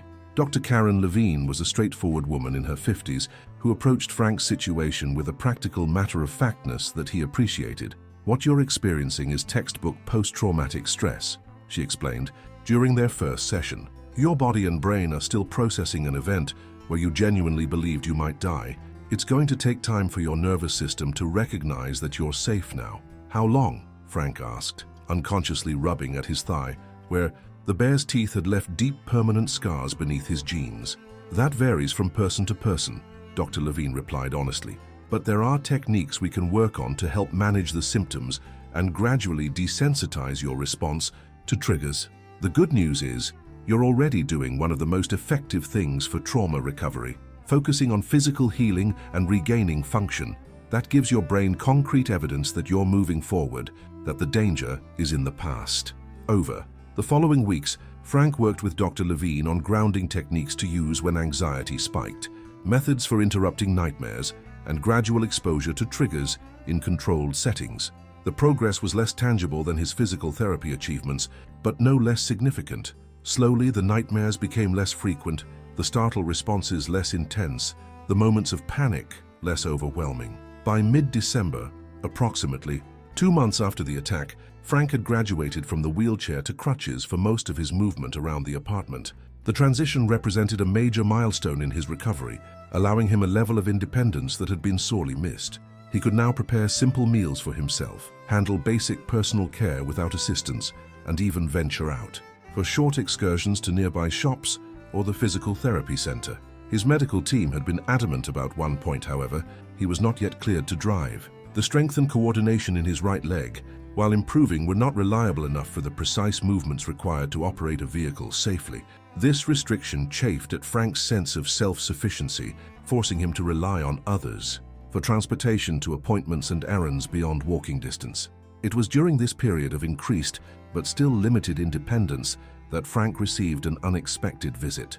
He was doing his prescribed home exercises when a knock came at the apartment door. Assuming it was Diane, who sometimes stopped by unannounced, he called out, "It's open!" Instead of his ex-wife, however, the door opened to reveal Warden Mike Callahan, the same fish and game officer who had taken his statement in the hospital. "Mr. Johnson," Callahan greeted him, removing his hat as he stepped inside. "I hope I'm not interrupting. I was in Casper for a meeting and thought I'd check in on you, see how your recovery is progressing." Frank set aside the resistance band he had been using to strengthen his leg muscles and gestured for Callahan to take a seat. "Making progress, slow but steady. What brings you all the way from Jackson besides checking on a bear attack survivor?" Callahan settled into the offered chair. "Part professional interest, part personal. We don't get many people who survive grizzly attacks as severe as yours, but I also wanted to update you on the situation with the bear." Frank felt a tightening in his chest at the mention of the animal, but it was milder than it would have been a few weeks earlier, a sign of progress, according to Dr. Levine. "You found it?" Callahan shook his head. "No, and at this point, it's unlikely we will. The area has several grizzlies, and without DNA matching, we can't be certain which one was involved in your attack. But there have been no further incidents reported in that region, which is good news."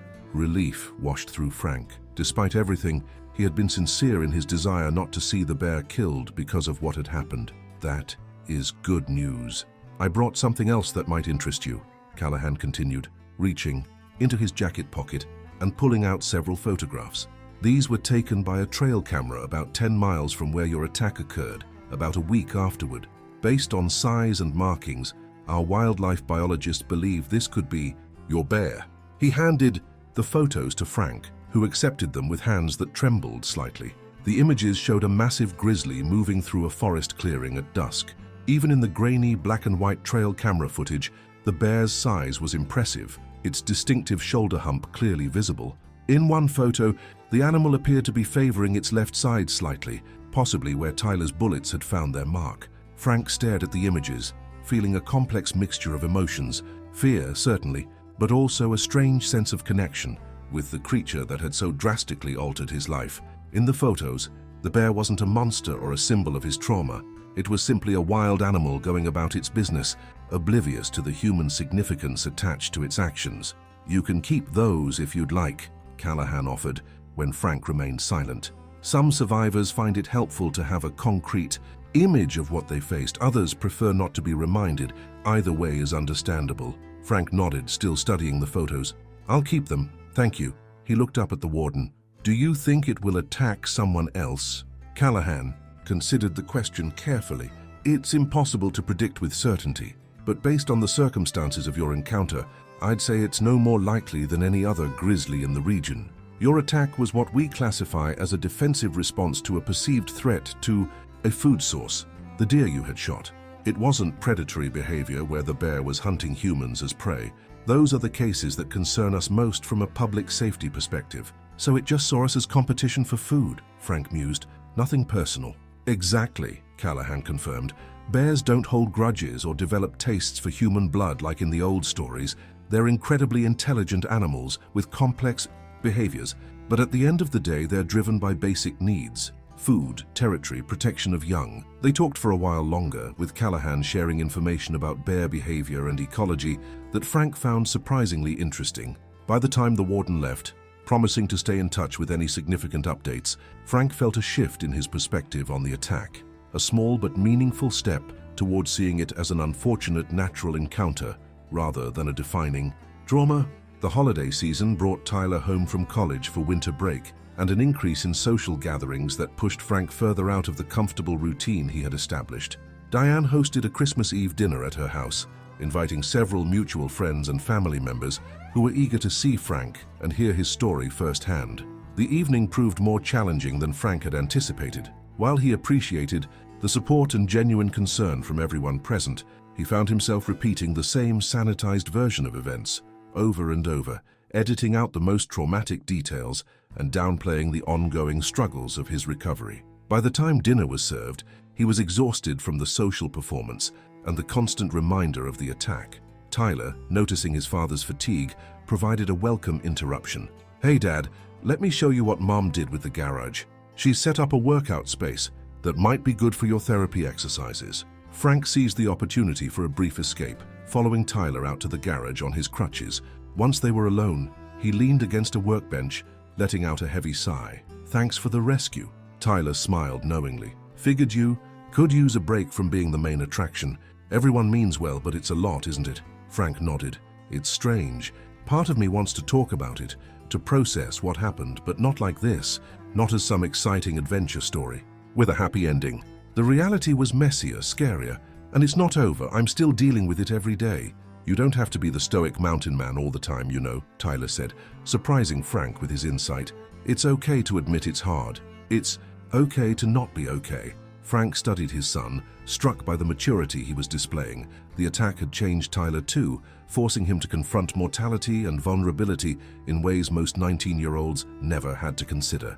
"When did you get so wise?" Frank asked with a smile. Tyler shrugged.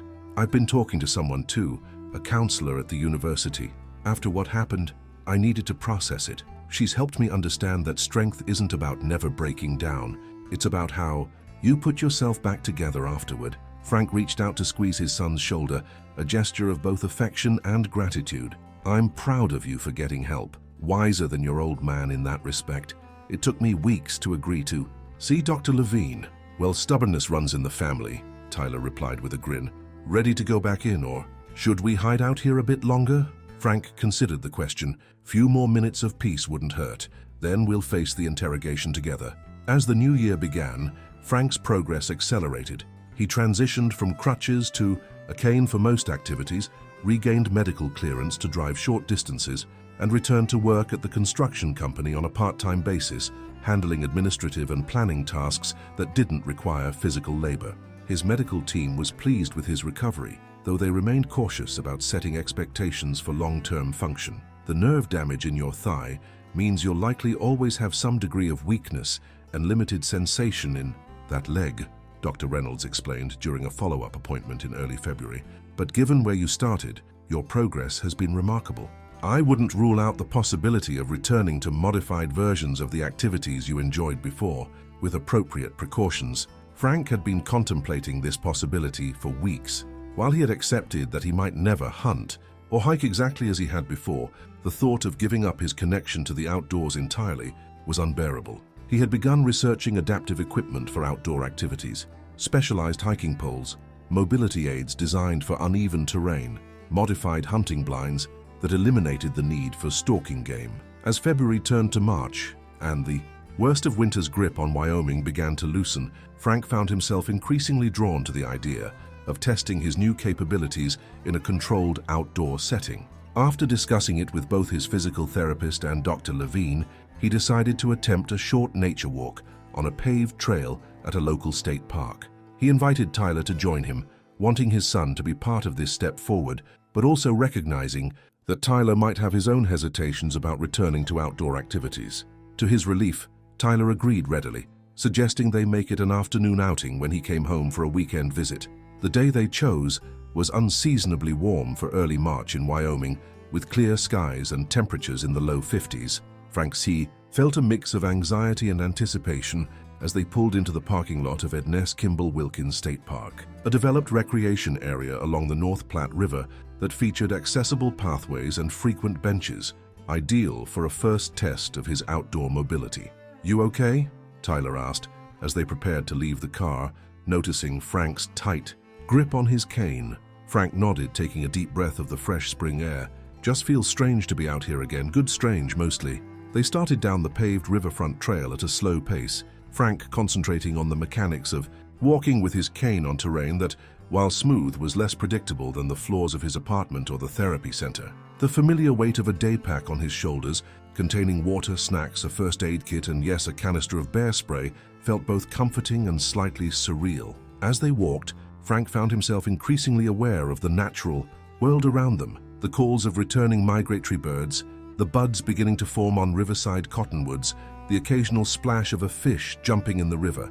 These were the details he had always appreciated during his outdoor adventures, the small wonders that had drawn him back to nature time and again throughout his life. "I missed this," he admitted to Tyler, as they paused to rest on a bench overlooking a calm stretch of the river. "More than I realized." Tyler nodded, his expression thoughtful. "Me too, I think. I've been so focused on school and everything else that happened, I forgot how good it feels to just be outside." They continued their walk, Frank pushing himself a bit further than his therapist would likely have approved, determined to reach a scenic overlook about a mile from the parking area. By the time they arrived, his leg was aching fiercely, but the sense of accomplishment outweighed the discomfort. "Not exactly an epic backcountry trek," Frank said as they gazed out over the river valley, "but it's a start. A good start," Tyler affirmed, "and there will be more. Different maybe, but still worth doing." On the return journey, Frank found himself reflecting on the year that stretched ahead, a year of continued recovery, of adapting to new limitations, while discovering new possibilities, of reclaiming parts of his identity, while acknowledging that some aspects had been permanently altered by his encounter with the grizzly. Spring turned to summer, and Frank's progress continued. He graduated from physical therapy, though he maintained a home exercise regimen to further strengthen his injured leg. His cane became an occasional aid, rather than a constant necessity, used primarily on longer walks or when fatigue set in after a full day of activity. He returned to full-time work at the construction company, transitioning to a supervisory role that leveraged his experience while accommodating his physical limitations. Throughout these months of recovery, Frank maintained contact with Warden Callahan, who provided occasional updates on bear management in the Bridger-Teton area. No further attacks had been reported, and trail cameras had captured images of several healthy grizzlies, including one that matched the description of Frank's bear, preparing for the coming fall and winter by feeding heavily in the backcountry. As October approached, marking the one-year anniversary of the attack, Frank found himself contemplating a return to the mountains, not for hunting, not yet, but simply to be in that landscape again, to face the site of his trauma, and perhaps find some measure of closure. He discussed the idea with Dr. Levine, who cautiously supported it as a potential step in his psychological recovery, provided he took all necessary safety precautions and didn't push himself too far physically. "I want to go back," he told Tyler, during a phone call, not sure how his son would react to the suggestion. "Not to the exact spot necessarily, but to that general area. I thought maybe we could drive up to Jackson, stay in a cabin, do some easy day hikes where it's open and visible. No hunting, no backcountry, just being there." There was a long pause on the other end of the line. "Are you sure that's a good idea, Dad?" "No," Frank admitted honestly, "but I think it's something I need to do, for me. But I understand completely. If you don't want to come along." Another pause, then Tyler's voice, determined despite the underlying tension. "If you're going, I'm going. We do this together." They planned the trip carefully, selecting a weekend in mid-October, when the weather would likely be clear but not yet too cold. They reserved a cabin at a developed campground near the edge of the national forest, close enough to the area of the attack to serve the purpose of confronting the memory, but far enough removed to provide a psychological buffer. Frank worked with his physical therapist to prepare for the increased demands of walking on uneven terrain, while continuing his sessions with Dr. Levine to develop coping strategies for potential trauma triggers. The drive from Casper to Jackson was easier this time, with Frank able to share the driving duties now that his leg had regained sufficient strength and coordination. They arrived at their cabin in the early afternoon, settling in before taking a short walk around the campground to stretch after the long drive. That evening, as they sat on the cabin's small porch watching the sunset paint the Tetons in shades of golden pink, Frank found himself simultaneously anxious and at peace. There was fear, certainly, memories of the attack that still had the power to quicken his pulse and tighten his chest, but also a sense of rightness about being here, about facing this final aspect of his recovery. "Tomorrow," he said, Breaking. A comfortable silence. I thought we'd try the Taggart Lake Trail. It's well-traveled, relatively easy, and has great views. Should be manageable with my cane based on what the ranger told me. Tyler nodded. Sounds good. I checked the weather forecast. Clear and mid-50s, perfect hiking weather. They prepared for the hike with a thoroughness born of hard experience.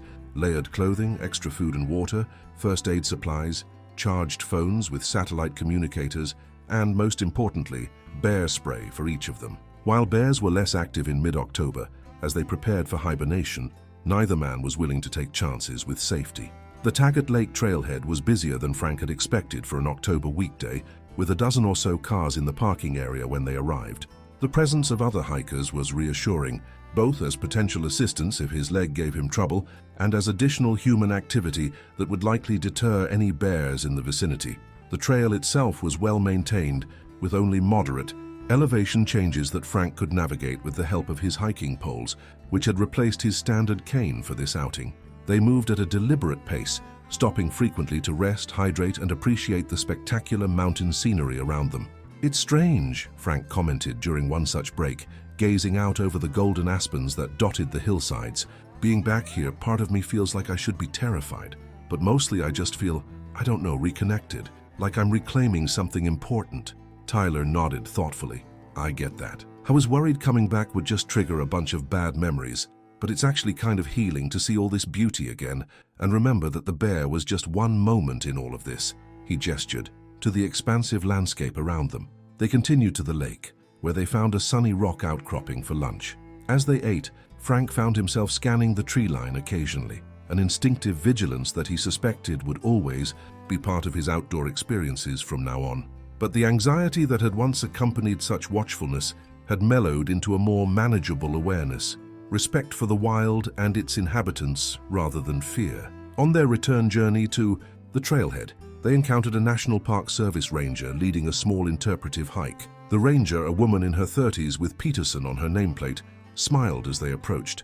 "Beautiful day for hiking," she greeted them. "How far did you get?"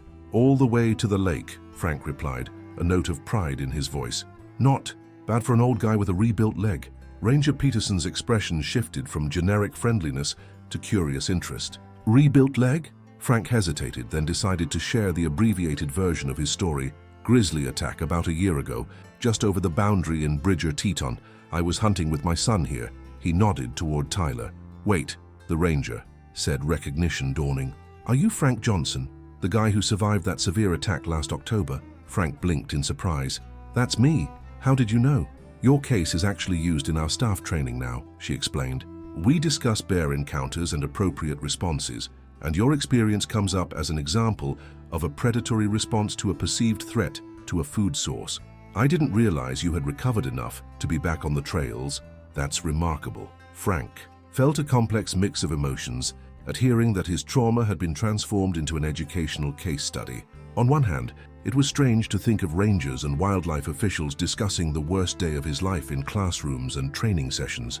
On the other, there was something validating about knowing his experience might help others stay safe or respond effectively in similar situations. "Well, I'm not exactly back to my old self," he acknowledged, tapping his hiking pole for emphasis. "But I'm getting around, and we're being a lot more careful these days, making noise, carrying bear spray, staying on established trails. All excellent practices," Ranger Peterson approved. "Would you mind if I asked what you've learned from your experience? It would be valuable to hear from someone who's actually been through it." Frank considered the question, aware of Tyler, watching him closely, and the small group of hikers behind the ranger listening with interest.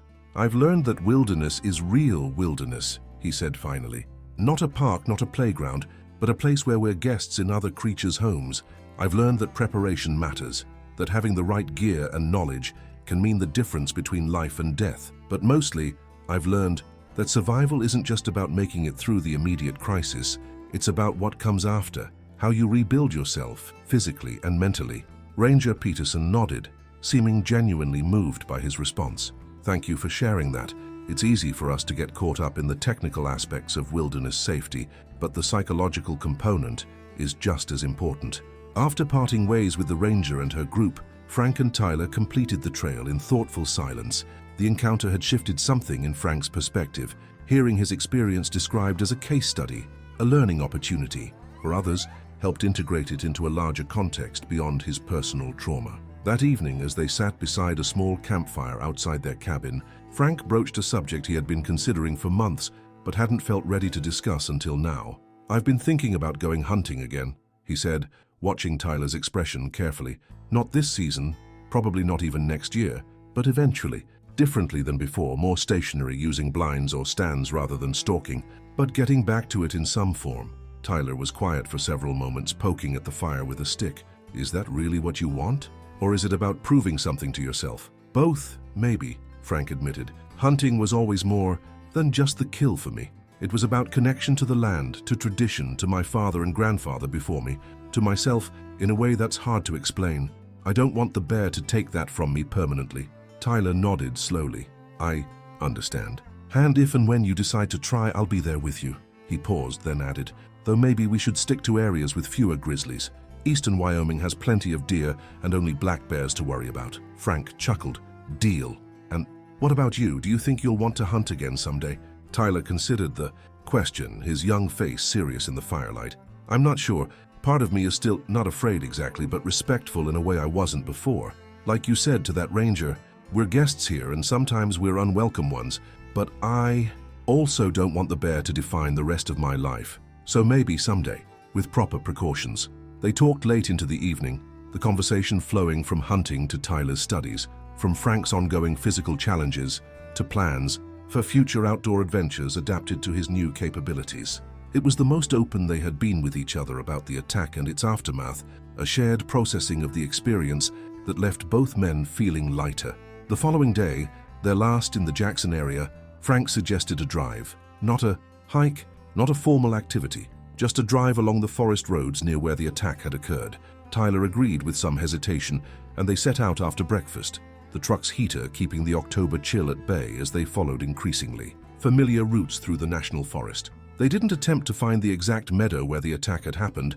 Neither man felt the need for that level of confrontation with the past, but they drove close enough that both recognized the general area. Frank asked Tyler to pull over at a scenic overlook, and they sat in the truck for a while, gazing out at the landscape that had almost claimed Frank's life. "You know what's strange?" Frank said eventually. "I don't hate this place. Even after everything that happened, I still see the beauty in it. I still feel connected to it." Tyler nodded. "Same.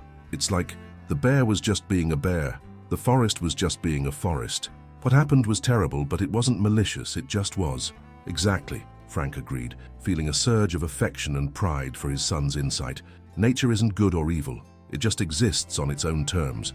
We're the ones who assign meaning to it." Later that afternoon, as they were loading their gear into the truck for the return journey to Casper, Frank noticed movement at the edge of the campground, a deer cautiously emerging from the underbrush to graze in a patch of late-season grass. He nudged Tyler, who looked up from securing a cooler to watch the animal with him. The deer, a young doe, browsed peacefully for several minutes, seemingly unconcerned by the human presence nearby. Then, with no apparent trigger, she suddenly raised her head, ears swiveling toward the forest. After a moment of absolute stillness, she bounded away, disappearing into the trees as silently as she had appeared. Frank and Tyler exchanged a glance, a wordless acknowledgement of the fragility and resilience of life in these mountains, the constant dance of predator and prey, of survival and adaptation, of danger and beauty, coexisting in the same breath. As they drove away from the campground, leaving the Tetons behind them, Frank found himself reflecting on the long arc of his recovery, from the desperate moments after the attack to the hard work of physical rehabilitation, from the nightmares and anxiety to the gradual reclamation of his connection to the natural world. The scars would always remain, both the physical ones that mapped the bear's violence across his body and the less visible ones etched into his psyche. But scars, he had come to understand, were not merely markers of trauma. They were testament to survival, to the body and mind's remarkable capacity for healing. The bear that had attacked him was likely preparing for hibernation now, perhaps denning in a remote hillside not far from where they had just been. It would sleep through the winter months, conserving energy until spring brought renewed opportunities for foraging and securing territory. It carried no memory of the man it had nearly killed, no concept of the lives it had irrevocably altered, with a few moments of instinctive rage and hunger. And that, Frank thought as they crossed the invisible boundary from wilderness back to civilization, was perhaps the most profound lesson of his encounter with the grizzly, the recognition of his own smallness in the grand scheme of the wild, coupled with a deepened appreciation for the life he was still fortunate enough to be living. The bear had taken much from him, but it had also, in its own unwitting way, given him something valuable, a clearer sense of what truly mattered, of the strength that could be found in vulnerability, and of the bonds that sustained him through the darkest moments. As the mountains receded in the rearview mirror, Frank turned his gaze forward, toward home and the future that awaited him there, altered but undiminished, wounded but whole.